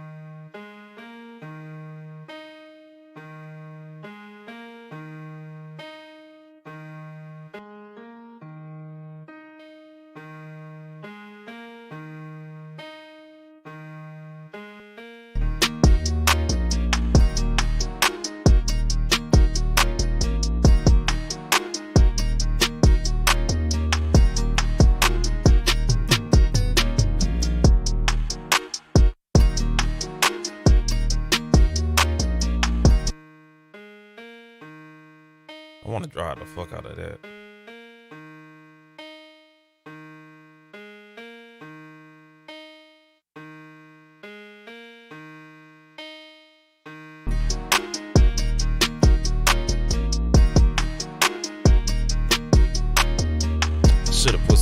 I should have put a, you know what? Let's have some fun. All right, cool. You see this right here, man? We got a drive box. This is the guitar EQ drive box right here. And what we're gonna do is drive the signal coming from that instrument because it needs some type of overdrive. So I'm just gonna put this patch bay to test. I just got this bad boy. So see that sound? We're gonna put this sound into this this little situation, and I'm on my last patch cable. So shame on me. But let's do this. We're gonna take our guitar effects over here, way over yonder, over here. I'll just take the ins and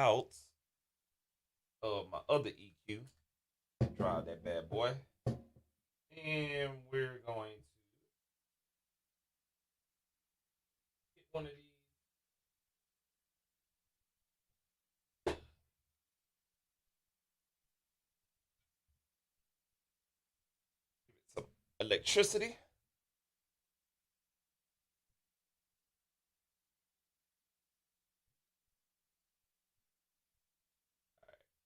Cool beans. All right, so we got some electricity going here. All right, and we're gonna turn that bad boy on. Now this is it's a Stonebox saturator tone drive, so it'll drive. It's got a little preamp on it, so I gotta turn that bitch down. All right, and that is my god doggone. There it is. Yes, sir. Thank you very much. Number 14. So we're gonna come out of 6. All right, and we're gonna go into 14. I need to buy me some more patch cables. Good lord, the motherfuckers like them. All these little 1 foot patch cables, they expensive as shit, bro. God damn.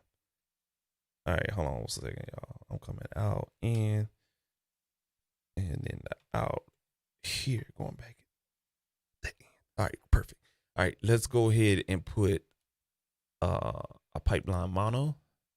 We're coming out of channel 6 and coming in doggone 6 there. All right, let's give her a test run. All right, we got signal. We got the preamp turned down. All right, and let's see what's not happening. We ain't got that. No, hold on a second. Let me send the signal there. We ain't getting nothing. I think this is the dead. I had troubles with this the other night. I think this is a dead patch. Let me go back over here.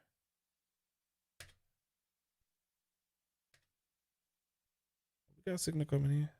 Yep. Yep, we do. So let me switch here. Let me do 7.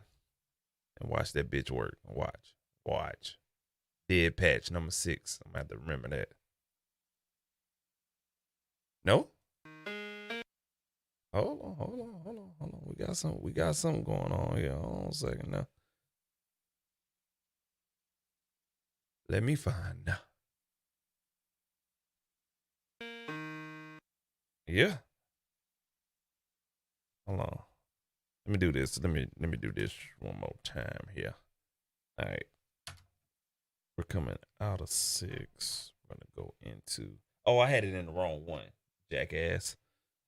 My blind ass, stupid motherfucker. So, all right, I'm looking at the wrong shit. Nigga got glasses on, can't see. Goddamn it. Shit. All right, let's put this back on 6. We should have action after this, y'all. God damn. Nope, we don't have action. Yeah, there it is. Yeah, it's creeping in. Let me see here. You know what? It may be this Stonebox. Oh, you know what?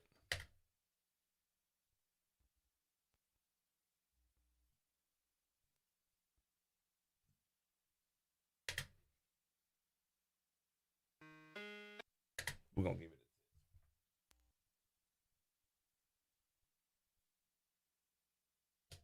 My other EQ, if that bitch don't work, then I know what it is. Yep, it's the cabling. That's what it is. I'm gonna have to correct that. That's my fault. Yeah, I think I got a cabling issue going on here. Yep, I think I do. I think that's what that is. Because if I go to my effects pedals,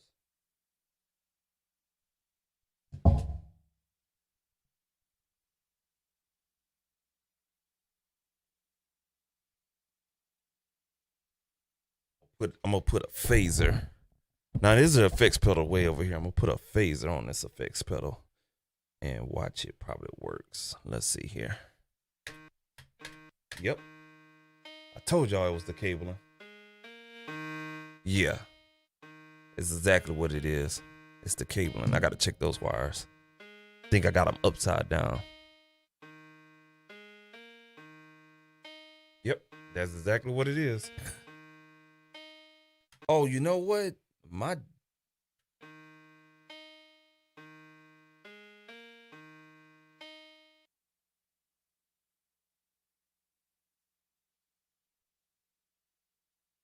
Oh yeah, I got something wired on the backside wrong.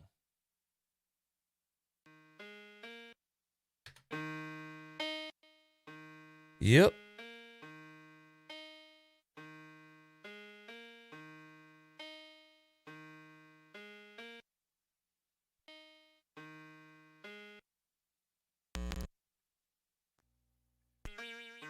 Yep. It is the cabling. Now it want to work. All right, so let's try this again. Yeah, so it's the cabling. That's exactly what it is. All right, so let's pitch that back in 15. All right, and let's get some little phasing. So this is a guitar pedal called Fifth Dimension from Sonic Cake.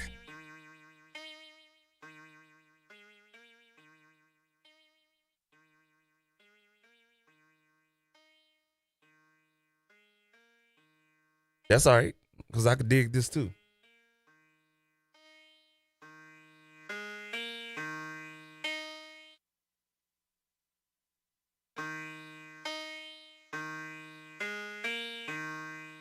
All right, so y'all probably can't see this this pedal way over here. It's gonna be far to zoom in, but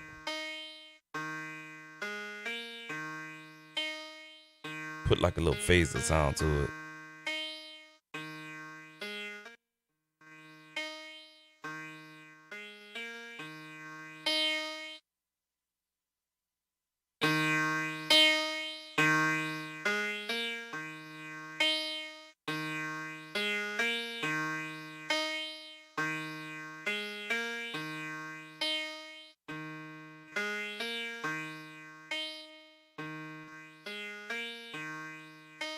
All right, and we can even put like a delay to it. So I'm gonna use the other Sonic Cake. This one called Sonic Ambience. We're gonna add a little bit of delay to it.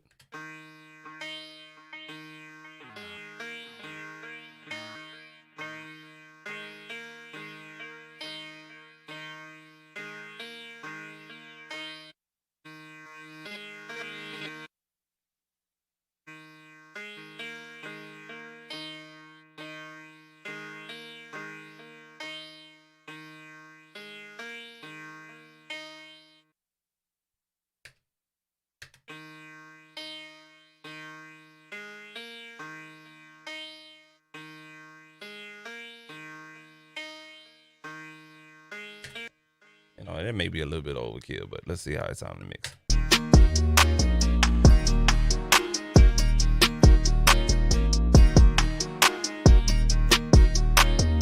See what I'm saying? Those guitar pedals, they really add character to your sounds. I'm gonna turn that delay down just a hair. And the phaser down just a hair. I like that shit. That sounds pretty good. It actually added the right amount of saturation, to be honest with you. Let's turn that down a little bit.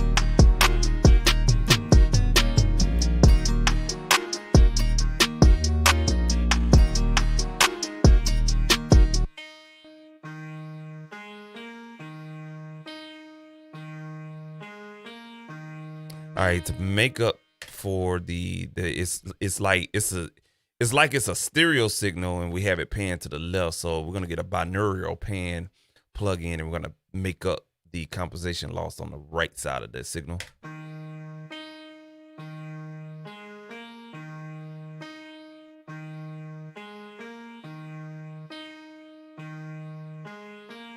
There we go. Yeah, I like that. All right, cool. So I think we got everything situated. We got this sound, this sound. This one right here, we just need to turn that shit up. It's like a dry emulated sound. Music Tron, what's good with you, bro? Music Tron has a question, man. I'm gonna have to shout you out there, man. Y'all go make sure y'all shout out and go check out Music Tron. Music Tron got a question. He says, so how do you like the workflow of the Console 1 alongside Studio One? I love it, man. You know what I'm saying? It's a I'm gonna switch my camera over so I can communicate with you, big dog. Appreciate you for tuning in too, man. I like it because it has an analog feel to it, even though it's a plug-in. Just having your hands on the actual, controller is pretty cool, because when you have your hands on something, you're worried about what you're doing with your hands, and you're not taking your eyes and straining your brain, because it's kind of like it's a lot of stress on your head. If that makes any sense. So you're looking at it, and it's like a screen, and you got all the colors playing with your mind. Colors is actually a psychological thing that can alter your thinking. You know what I'm saying? So when you're looking at these bright GUIs and stuff like that, it can actually alter your decision making when it comes to EQing. So, actually having this controller, and you're actually looking down from the screen, you're actually now taking your attention span from the DAW, looking at the plugin, and you're actually looking at these knobs, and this is it ain't showing you nothing but knobs and buttons. So you're forcing your hearing and your decision making a little different far as your workflow is concerned. But yeah, the workflow of it, it takes a little used to. I haven't used this in a while, so that's why I'm kind of sluggish with it or whatnot. But I mean, if you're using this every day, and it's an awesome tool, bro. I used to use this faithfully when I had my studio, and I was knocking out mixes quick. Now, if I wasn't on this stream, of course, I would have been done with this goddamn beat, man. But I love the workflow, man. Musictron. If you get one, go on Reverb.com. You can get a nice used one. You can get it brand new, but Reverb.com, they have plenty on there. At some good, you may catch a good deal, man. You know what I'm saying? Like, if you can catch one of these around that $400 mark, $450, you got to steal. Right now, the average price for these, even used, is about $550 or $500, man. But I love the workflow, man. Thank you for tuning in, big homie. Shout out to you, man. Happy New Year to you too. All right, let's go ahead and check out this sound. We're gonna go ahead and just give it some gain, man. That's all we're gonna do, man. All right, so let's just drive in some input gain. We're going to turn off the EQ and the compressor.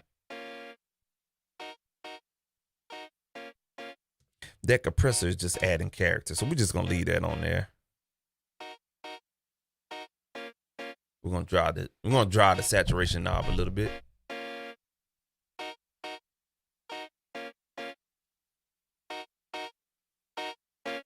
There we go.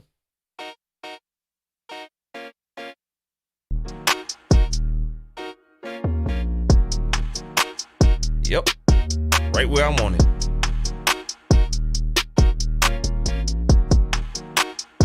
Oh, wait till I turn on the reverb, y'all.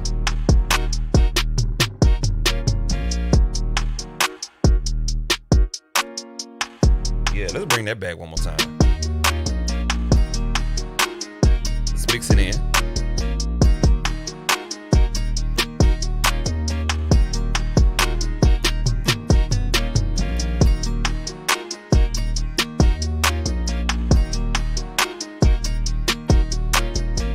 Now, once I mix in the reverb, bro, it's just gonna space everything out, man. This is gonna be beautiful, bro.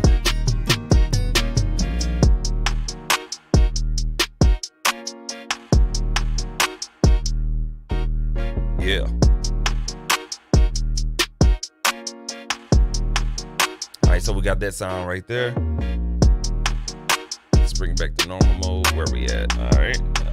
So let's check out what else we got to mix in here. Yeah, we got this right here. Let's bring this out a little bit right there.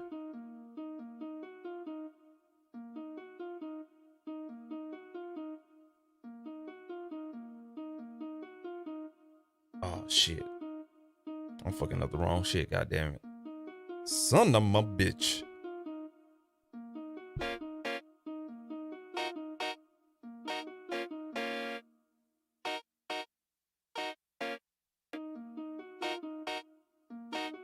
All right, let me put it on the right one. There we go. All right.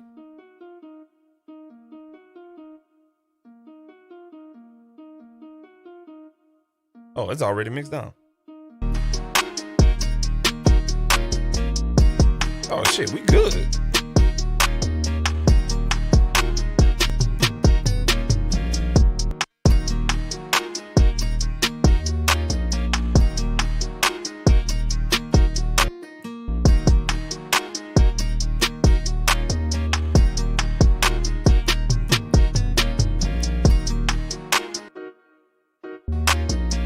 Last one we got is this piano.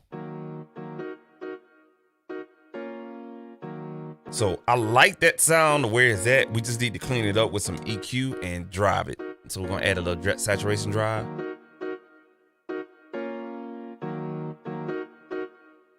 I want to hear some crunch. All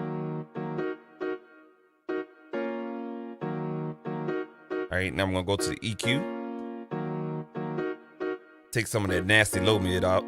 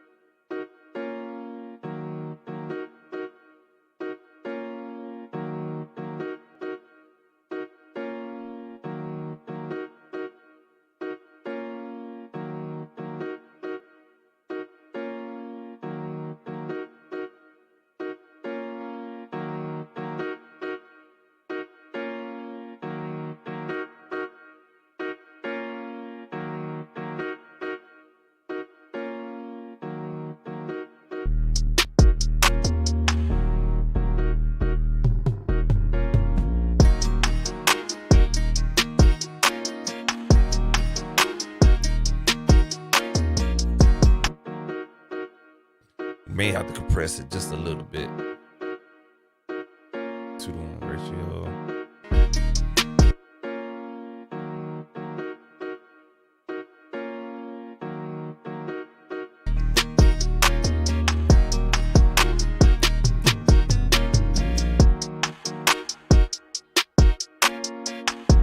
Yeah. Spin it to the right a little bit.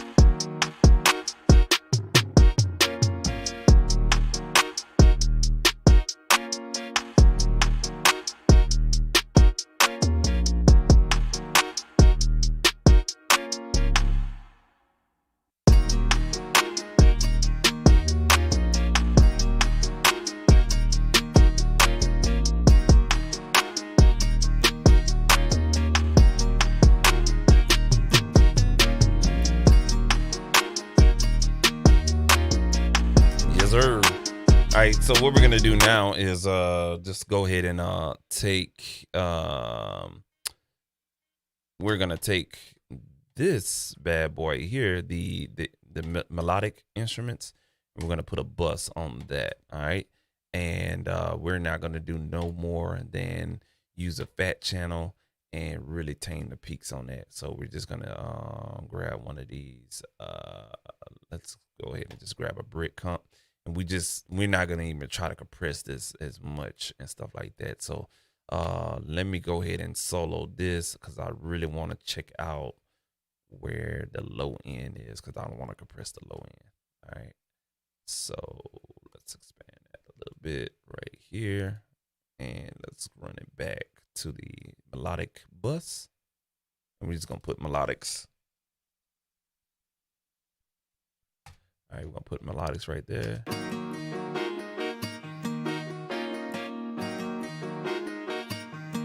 All right, so we're gonna set our side chain key to about 70 hertz.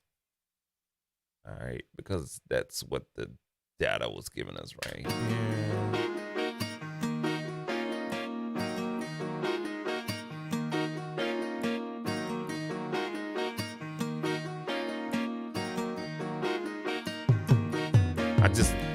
I just want to move the little needle.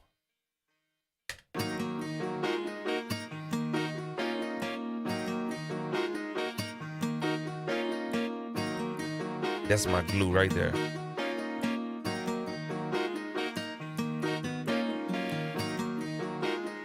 Right there. That's the glue right there. You know what I'm saying? Just a little bit, just to compress it and gel everything together. Now this track right here is really the toms. So let me move this one over here and let's color code that red. All right. And we're going to bring that to bus 1, which is the drums. All right. Let's put this in mono to see where we at.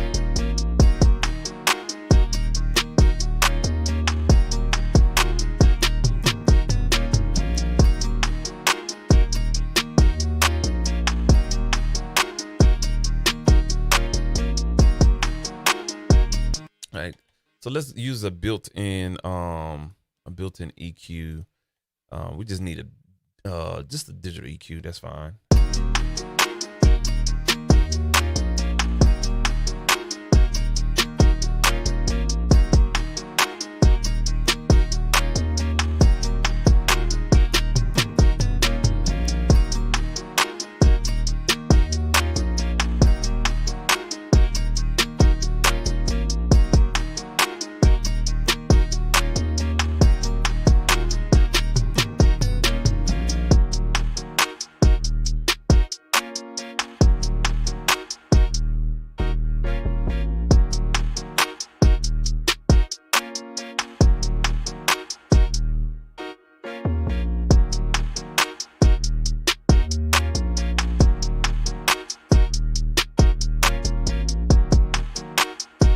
There we go.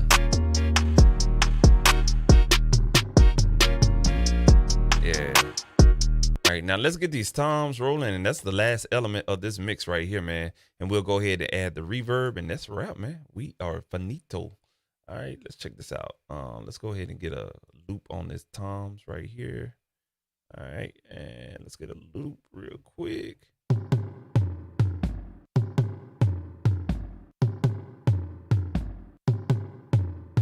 Now let's brighten up some of those mid frequencies.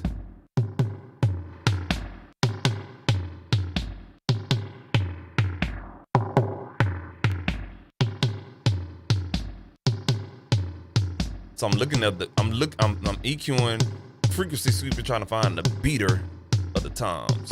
About right up in there.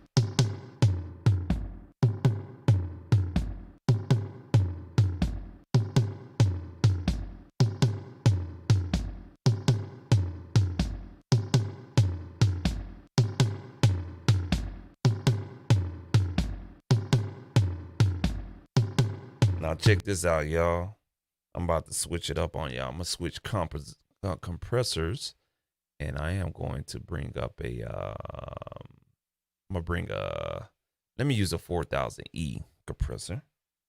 All right, and let's go ahead and hit OK for that, and let's smack the fuck out of these toms.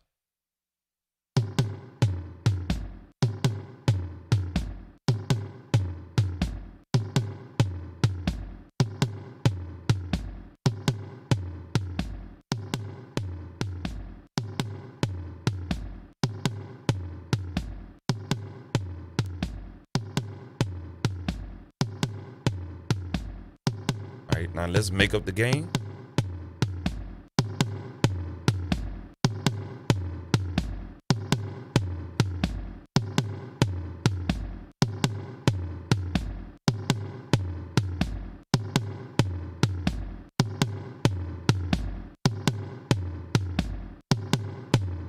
All right, we're gonna bring down the character a little bit, bring in some of those second harmonics, drive it a little bit. Let's bypass this console 1 plugin. Let's bypass. Shit. Let's bring it in the mix.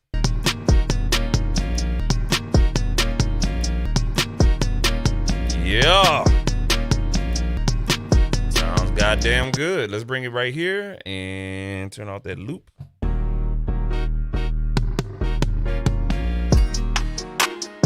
Shit, let's go ahead and bring it back from the beginning and see what happens.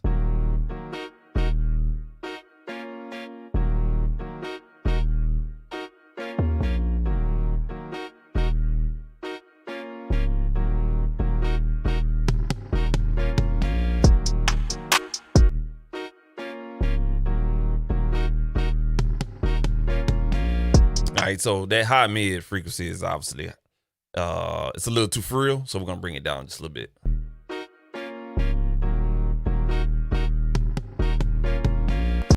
One more time.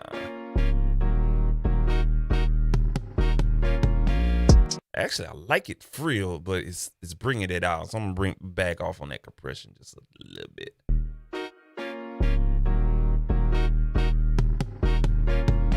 Yeah, there we go. All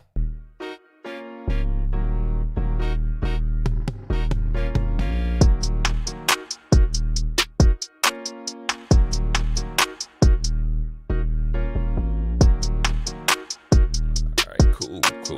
So far, so good. Now let's go ahead and put a little pan automation on this one right here. We're gonna go left and right on those toms.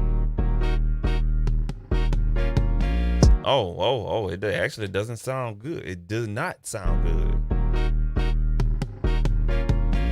Oh, yes, it does. I'm doing it from the wrong way. All right, let's bring it back on that. Let's go ahead and turn our automation on touch. Rewind that a little bit.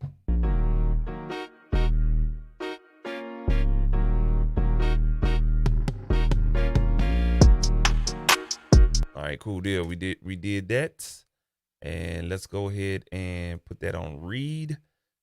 Let's get our show automation, show the pan. And guess what, folks? We're going to copy and paste this pan. Oh, yes. All right, let's do it right here. We're going to hit copy, put it right there, and paste. Bam, just like that, y'all. We copy and pasting automation. Why sit up there and automate that bitch all the way through? Nah, bruh. Take advantage of your god doggone copy and paste tools. Boom. And also, this is why I tell people also it's important. I be telling, make sure you know the tempo, because if you didn't have the tempo, you would be eyeballing this, and it just wouldn't have no fluidity to it. So again, tempo. You people that bottom beats off of YouTube, you don't know the tempo, man.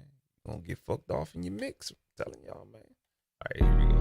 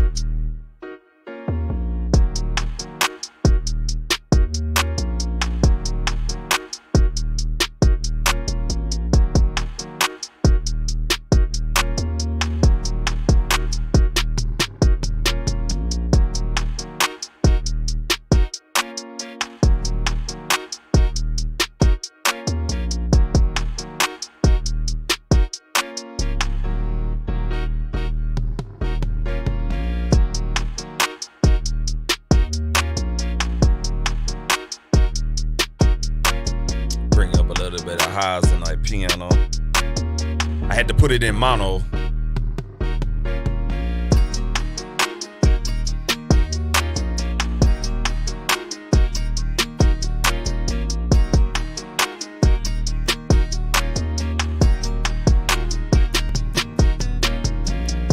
So we're always going from mix to stereo. Mono to stereo, mono to stereo, mono to stereo.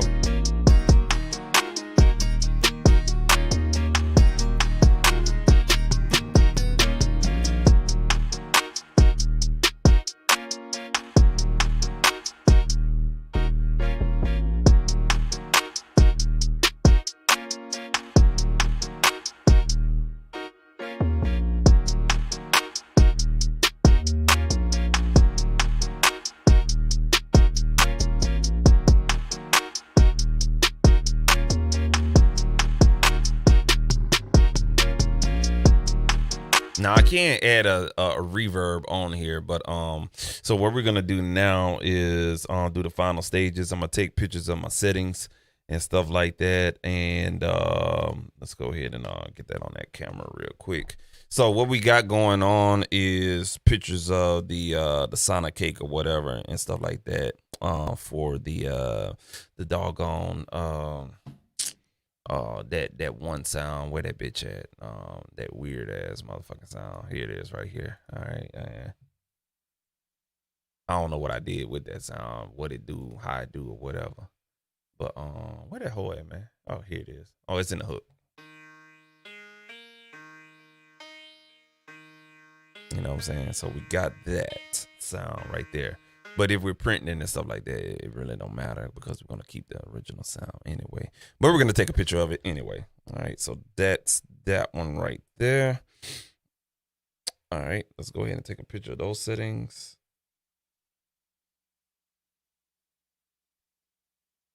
All right, and we're gonna take a picture of the Studio One channel.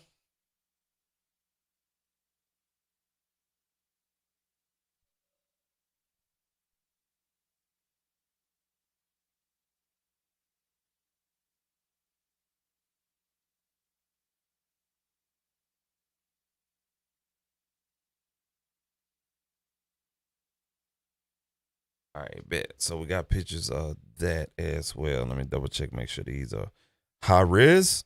All right, let me do this side of the EQ one more time. All right, there we go. All right, bet. All right, so all of those right there are gonna go into a folder that I have on my Google Drive. That way, if I gotta come back, we'll do everything.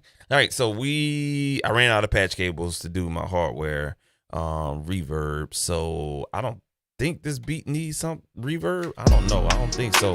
But we do need to space some shit out though. All right.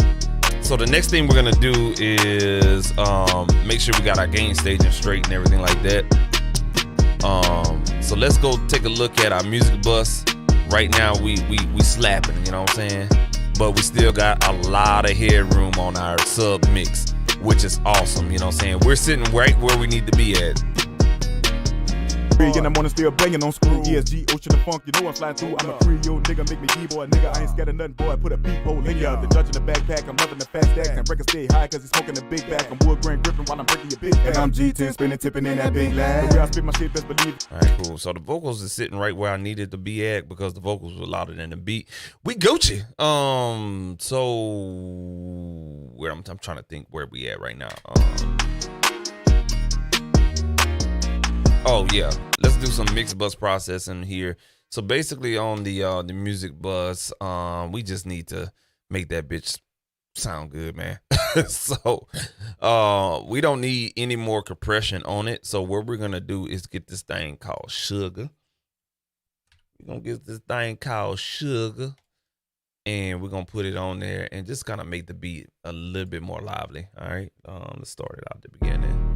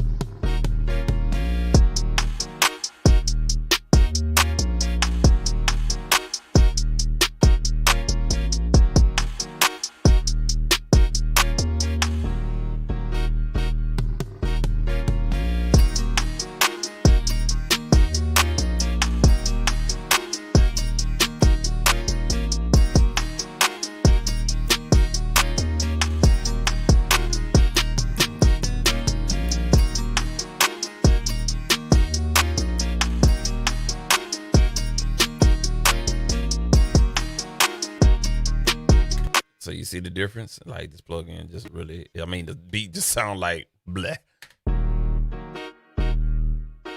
It sounds good.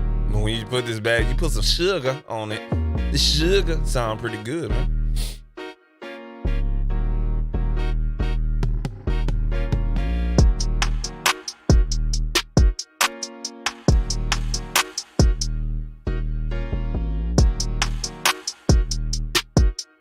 we can minimalize it.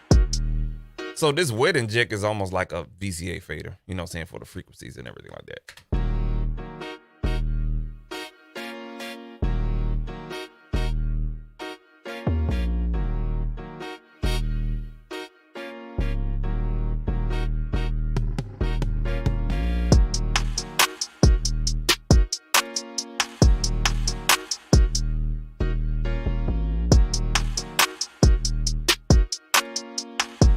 Put it in mono. I'm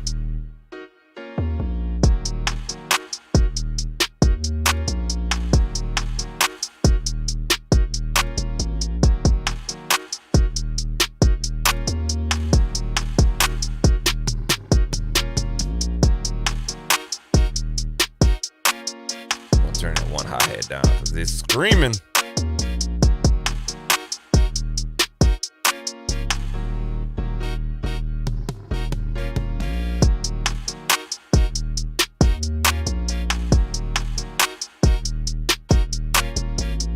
There it is. Take it out of mono.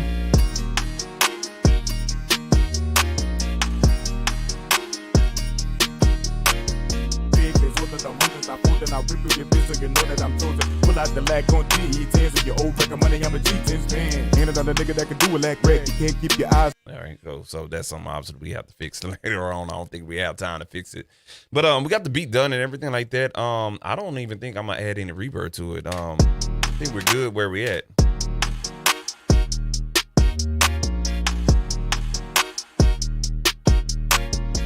Yeah, I think we're good where we at, man.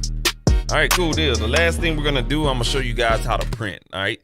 So printing. Okay, so printing is just basically, you know what I'm saying, you're taking everything that you did on the hardware and we're gonna basically record what we did on the hardware. That's why I took the pictures with my phone. That way, if I have to come back to this session and analyze or, you know what I'm saying, redo the sessions on what it is that I did, you know what I'm saying, I have a print, you know what I'm saying. So what we have to do is just basically organize your ass again. So we're gonna look for where we have pipeline at on this in this mixer. Okay, so right here we have one pipeline on the drum bus, so we'll need to create a stereo track for that. All right, and we'll just go ahead and just create a add track. There we go. All right, cool. We're gonna add a stereo track, and we're just not gonna have no god doggone inputs, outputs, and we're just gonna name that drum bus print. All right. And so for the people that really sit up there and they're like, oh man, I love hardware. Yeah, this comes with the territory. I'm telling y'all, man. All right. We got another print right here. What is this? Okay, we're just gonna call that weird synth right there. We're gonna call that a weird synth. All right, so we're just gonna call that we'll make that a mono track. And we're gonna call that weird synth. All right, boom, there it is, weird synth. All right, so we're just gonna take that weird synth and right there. All right, and we got another one somewhere, another one right here. All right, what is this one? That is the acoustic.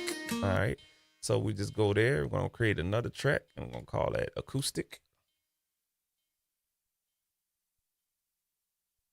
All right, and I think that is it. I think that is it, folks. All right, so we have those white tracks, and I have 1, 2, 3, 4. No, actually, I have 1, 2, 3. Okay, so I got 3 patches going on. I should have 3 white tracks. All right, cool deal. All right, cool. That's what I needed. All right, so what we're gonna do now is just basically route the audio from this drum bus, and we're gonna bring it to these tracks right here. Actually, you know what? Hold on 1 second, y'all. I'm doing this the wrong motherfucking way. Hold on 1 second. There we go. There we go. Oh no, wait, hold on. The ends are gonna come from the buses right here. There we go. All right, cool deal. Got that one queued up.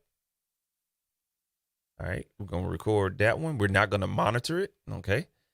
This one right here, we're gonna take the inputs from channel 15. So the outputs right here, actually not that one, tracks. There we go. All right. You motherfucker, you. Hold on a second, y'all. Oh, I'm tripping. Inputs.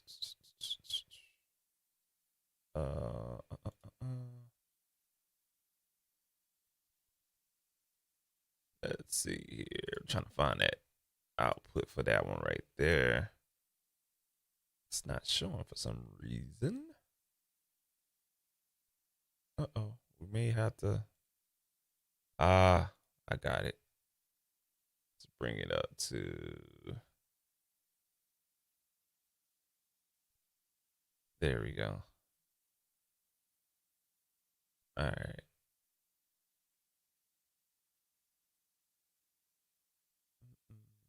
Yeah, that is going to be patch 6. That's what it is. It's forcing me to do that. That's fine. And that's fine. And that is fine. And last but not least, we have this one right here, which is patch 5. So we just use patch input of 5.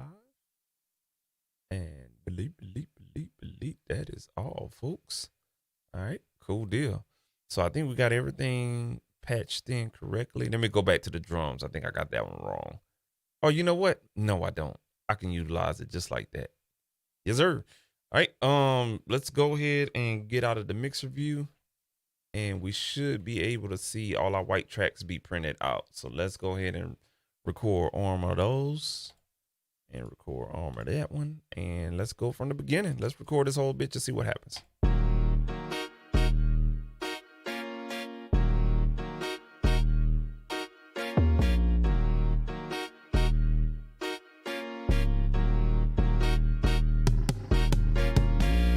So there go our drums right there.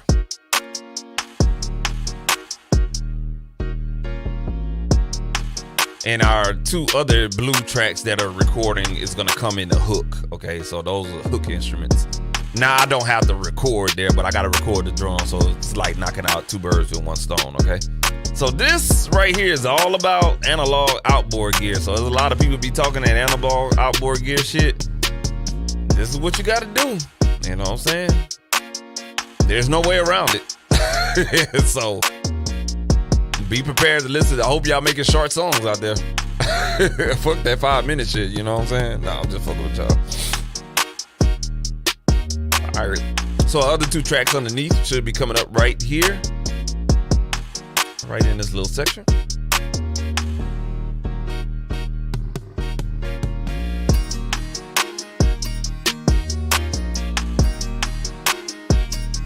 Now, the only thing we have to do is, because how I had to route it coming from the inputs of the converter, you know what I'm saying, we'll have to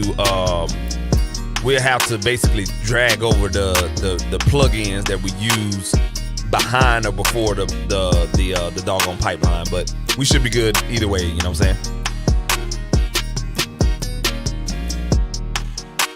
Y'all can see the ins and outs of the interface jumping.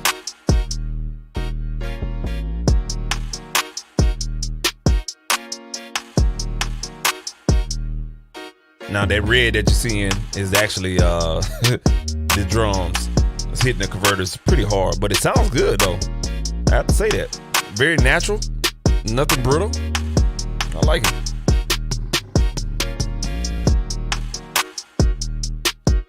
We almost done, folks.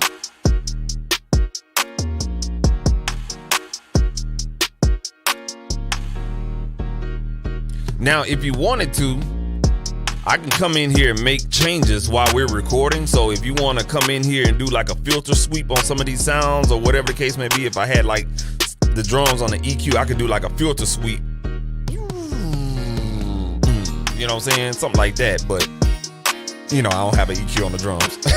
So, you know what I'm saying? But you're printing your actual outboard gear into the DAW, so you have full control of whatever it is that you want to do, you know what I'm saying? So just to give you some ideas out there in the YouTube community.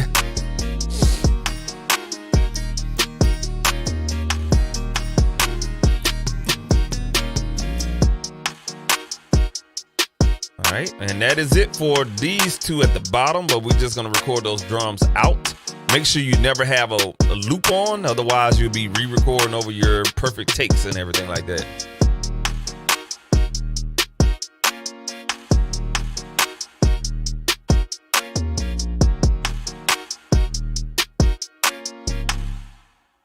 All right, and I think we got a wrap right there, folks. All right, cool deal. All right, so let's get this all hashed out. Let's go ahead and hit stop on the tracks. Everything recorded beautifully, no hiccups or anything like that. All right, bet. So let's go back and take a look at our mixer.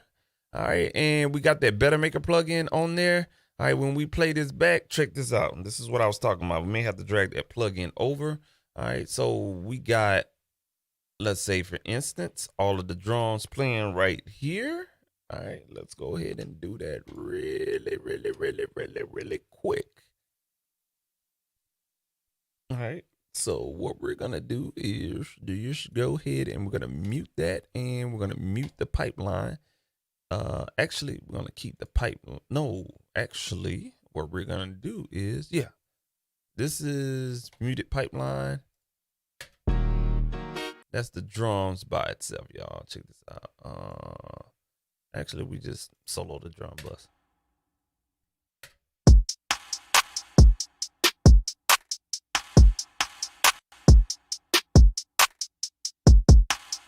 All right, now that is the drums solo without nothing on it. These are the drums right here with the Better Maker plugin on. Uh-oh, we got a double feed somewhere. Oh, we got a double feed. Let's mute that.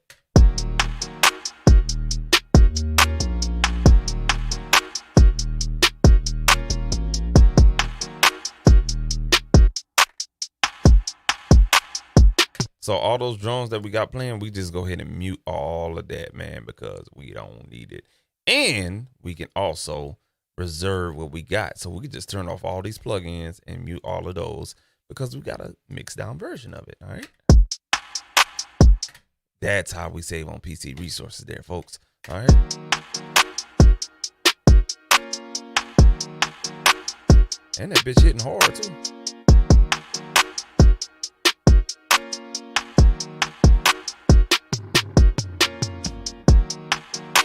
Actually,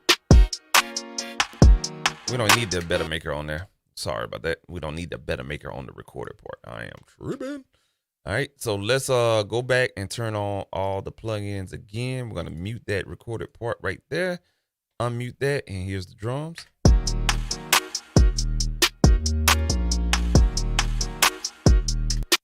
All right, let's go ahead and unmute all of that and play that recorded part.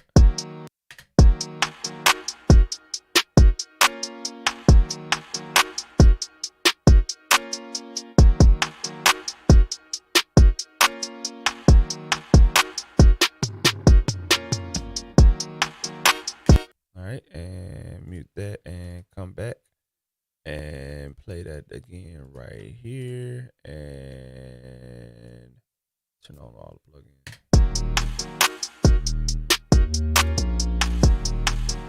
Oh, you know why? Because we don't have it going to the main. Oh, I am so sorry about that, y'all.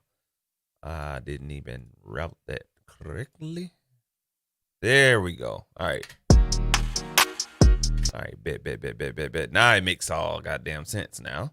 Let's go ahead and mute that, turn that off. There we go. That's the recorded part. And then here's everything else turned on.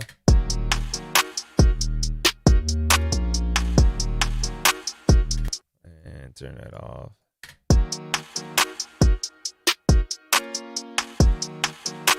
And we had it turned down too. And here we go one more time. Everything. All right, and mute. There it is. We are good. We are good. So we have all of this on reserve right here. So we're just going to go ahead and shrink those bad boys because they are all printed up in Bonito. Let's bring that about right there. Yes, sir. All right, cool deal. All right, so that lets me know that that is done. This one is done. So we can shrink that one too. And we need this one open. And we need to cut this 2-track. All right. And everything is off here. All right. We just got the drum bus there. All right.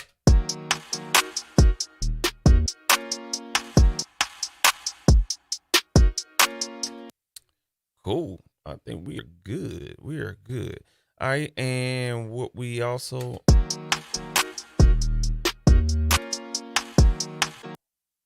we have an 808.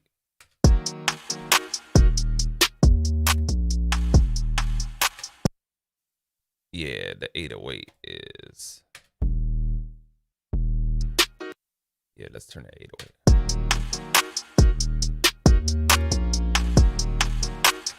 Actually, the 808 needs to be insinuated there. All right, bet. All right, that's the 808.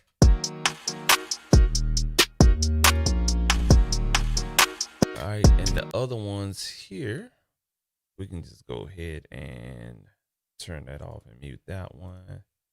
And let's check this one out right here on the recorded part. All right, here we go. Bring that to the music bus. Actually, we'll bring that to the melodics.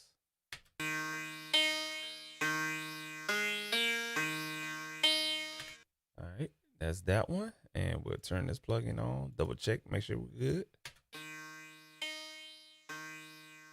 So we got to match the fader level. So this is 11, 9.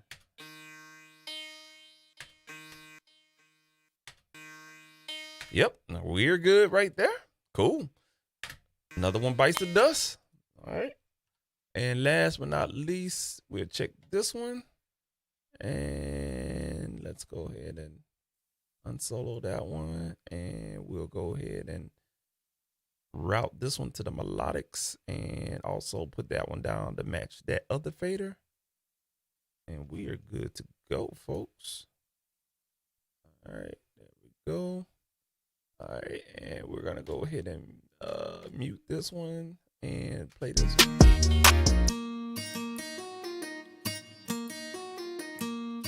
All right, and here we go right here.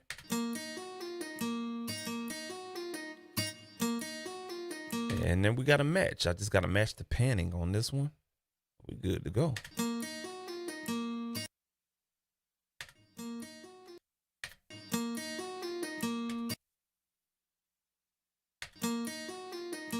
Yep, spot on. All right, cool, man. Shit, we Gucci. All right, let me match the panning on this one as well. All right, and this one is 46. So let's play this one. All right, and play this one right here. Yep. Yep, here we go. All right, let's turn that on. Oh, we may have a delay. Oh, we may be off on this one. Oh, we off on this one, y'all. Y'all see that? Y'all see that? All right, cool. Not a problem. That's not a big problem. That's not a big problem because we went, I think those are digital delays and not analog. It's all good. It's all good, y'all. Good. Gucci. Gonna do this right here. Let's tab to transient. All right, we're gonna cut right here to that tab to transient. And all we're gonna do is just line this shit up. That's it, y'all. Line that motherfucker up. All right. Line this transient up right there. And should be good. Oh, we off just a hair bit. There we go. right there. Yes, sir. Play both of them.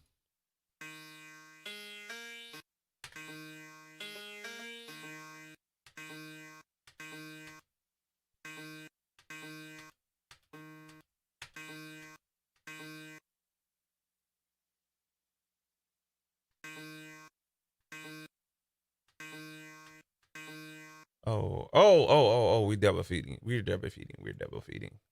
Take that off now. Oh, wait. I got two of them playing somewhere.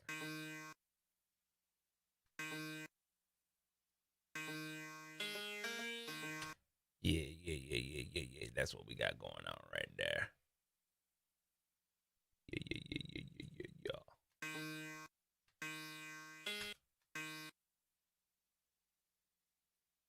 Or am I looking at? Oh shit! I'm fucking up with the wrong one. Hold on a second, y'all. I cut the wrong one. I cut the wrong one. There we go. I cut the wrong motherfucking one. I cut the wrong one. Talking all that shit. There we go. All right, cool. There we go. All right. My apologies, y'all. There we go. Now we Gucci. Down to the socks. There we go. We off just a hair bit. That should be spot on right there. Now we talking.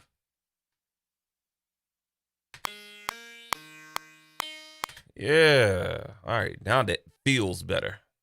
Let's bring the other one in. Yep. They spot on now.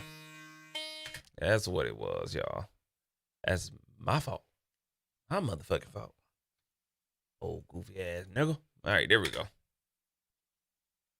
So now we go ahead and turn that off and play that in the beat.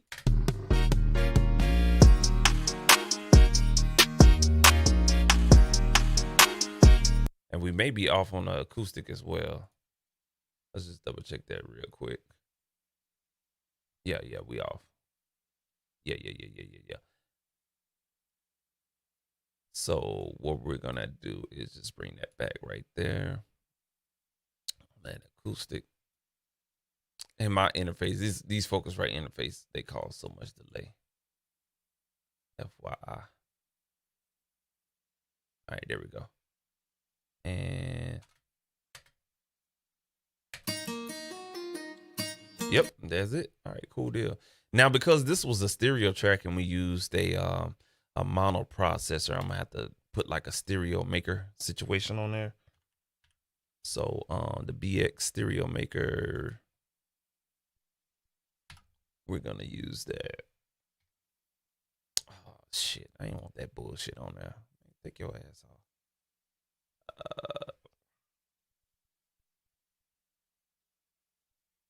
All right, there we go.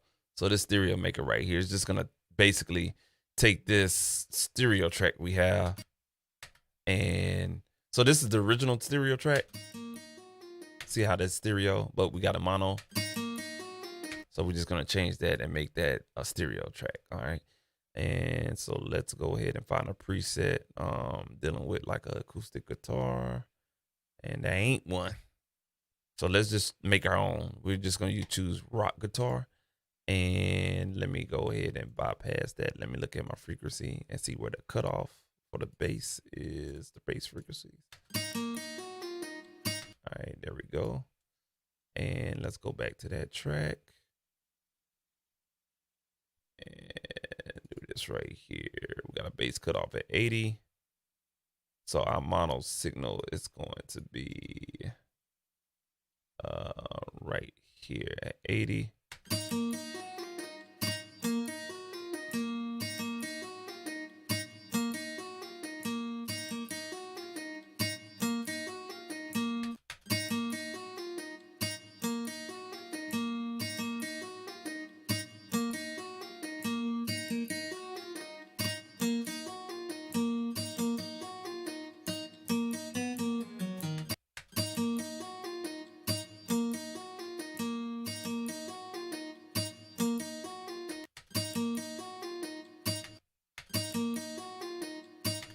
cool deal.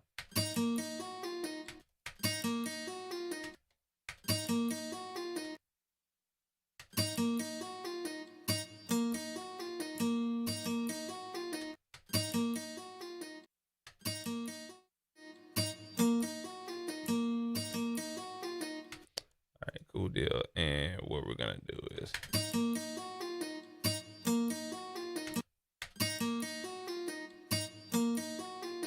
so we kind of made that stereo a little bit. We just faked the funk. That's what they call it.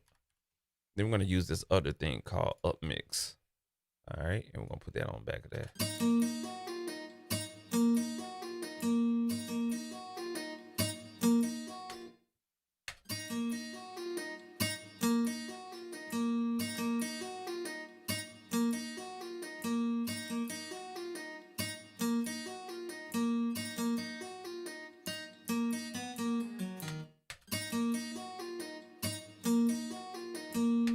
I like the stereo maker better.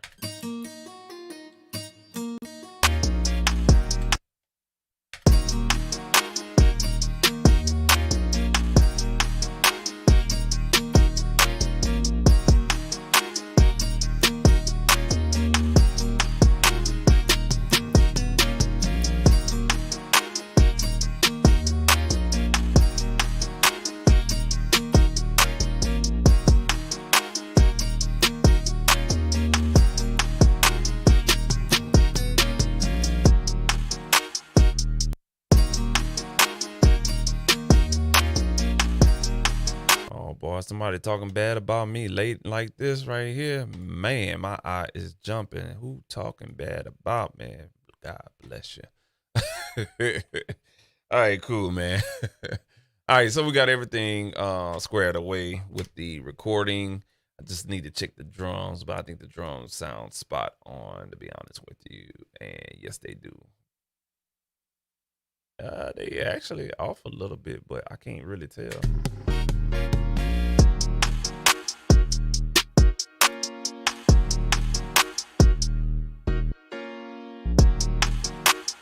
Yeah, the drums are spot on. Luckily, they're spot on. And due to that is because the DBX is a true analog processor, and everything else, you know what I'm saying, was kind of coming in a little bit of digital and stuff like that. Did you know, like, even though you buy hardware, sometimes it has a digital situation in there? Yeah.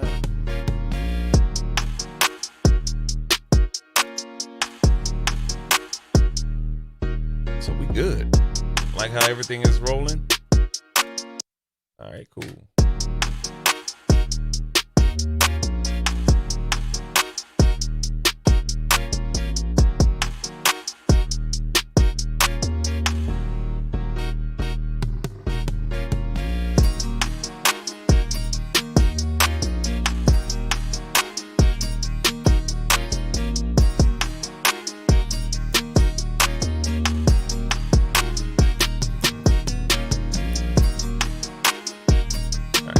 Cutting, so I'm just cutting these parts right here for the arrangement that we need to cut down, and I'll do that in my own time and stuff like that. So we should be good to go, man.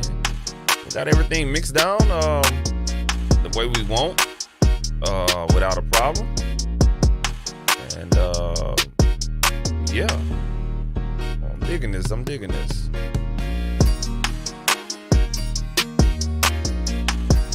All right, cool deal, man. So we're gonna go ahead and let me play at least it with the hook and see how everything sounds. All right, and I know it's gonna be off and it probably won't sound right. So let's go from the verse. I think the verse is where it needs to be at. Here you go. Behind tent with the seed band. Eve is a blowing out of my veins. Got a bad bitch throat on my head. Big fish hold up them hundreds I fold, then I rip up your bitch so you know that I'm chosen. This wood was shit and you know that we holding. Disrespecting nigga, your mouth will be swollen. The pimp said it better up players that's chosen. You get you a goal and you put it in motion. You wanna be poking, you gotta be focused. Numbers running up, so I think that I'm blowing up. Inside a tomato. Don't speak on them much, but I roll with them shotters. I spotted my god if you barely touch the nigga, but when I caught him, you know that I rock. Everything right now is just practice. Hit hard, nigga, do my push-ups on a mattress. On the speak twice, nigga, so it's no caffeine. Call me big, hate the way a nigga stack. Tryna pull my dick out of but she put it back in. I need upfront money, I don't do back in. Homie claim he got money, but I don't believe him. Definitely got record money, I'm a G10 Pull out the lack on G10s, ride behind 10 with the C. Pull out the lack on G10s, ride. Yeah, that bitch gonna jam. All right, cool deal, man. Vocals not mixed, and stuff like that. So I'll do that on my end or whatnot, folks. But I appreciate everyone rocking with me and whatnot. Shout out to you, Kelly Hayes, and stuff like that. Mariam, that's a goddamn spam nigga, man. Goddamn. Shout out to Kelly Hayes, man. That's the nigga behind the goddamn vocals, bro. You know what I'm saying? Shout out to you, big homie, and stuff like that, man. For my people out there, man. You know what I'm saying? Appreciate you for rocking with me for this extended stay, whatnot. Streamed a little bit too long, longer than I wanted. But hey, I mean, that's when it comes to mixing, man. You just really got to get shit done or whatnot. I said I wasn't gonna talk, but sometimes I can't help it, man, or whatnot. But you know what I'm saying? This is the learning channel. I always say that, and I stay tried and true, man.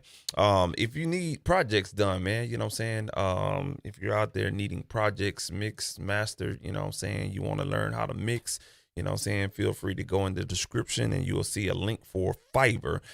Feel free to hit me up on Fiverr, or you can follow my social media or go on my channel. My email is there. There's more than one ways to find me. You know what I'm saying? Hit me up, serious inquiries only and stuff like that. And, you know what I'm saying? Definitely can help you out in your future endeavors and stuff like that, man. So like I said again, man, appreciate everyone out there, man, you know what I'm saying, checking your boy out and stuff like that, man. And really, man, just tuning in or whatnot. You guys know how to use YouTube and the YouTube app on everything, you know what I'm saying? Go ahead and hit a like for your boy. Go ahead and hit subscribe. If you got any questions, comments, or concerns, please put them in the comments, because, you know, you go back and forth with me, I'll go back and forth with you. I'm just fucking with y'all, man. But nah, again, you know what I'm saying, appreciate it, man. Shout out to Kylie Hayes. Shout out to Musictron and stuff like that, answering the questions. And, you know what I'm saying, catch y'all on the flip side on some more content or whatnot. Next time I stream, we'll do a beat making situation or whatnot, man. I got some sessions I need to catch up on, finish this track out and stuff like that. And can't wait till I finish this one. This one sounds good. But like the lack on T. Nah, I ain't gonna fuck shit up direct. You know what I'm saying? But anyway, man, we out of here, man. Y'all be easy out there, bro. Stay creative, stay mixing. Wear your mask too, man. The Flurona is serious now. You know what I'm saying? It's serious. It caught us by surprise, and that was because of the holiday break and stuff like that, man. But y'all be easy out there, man. Yes, sir. We out.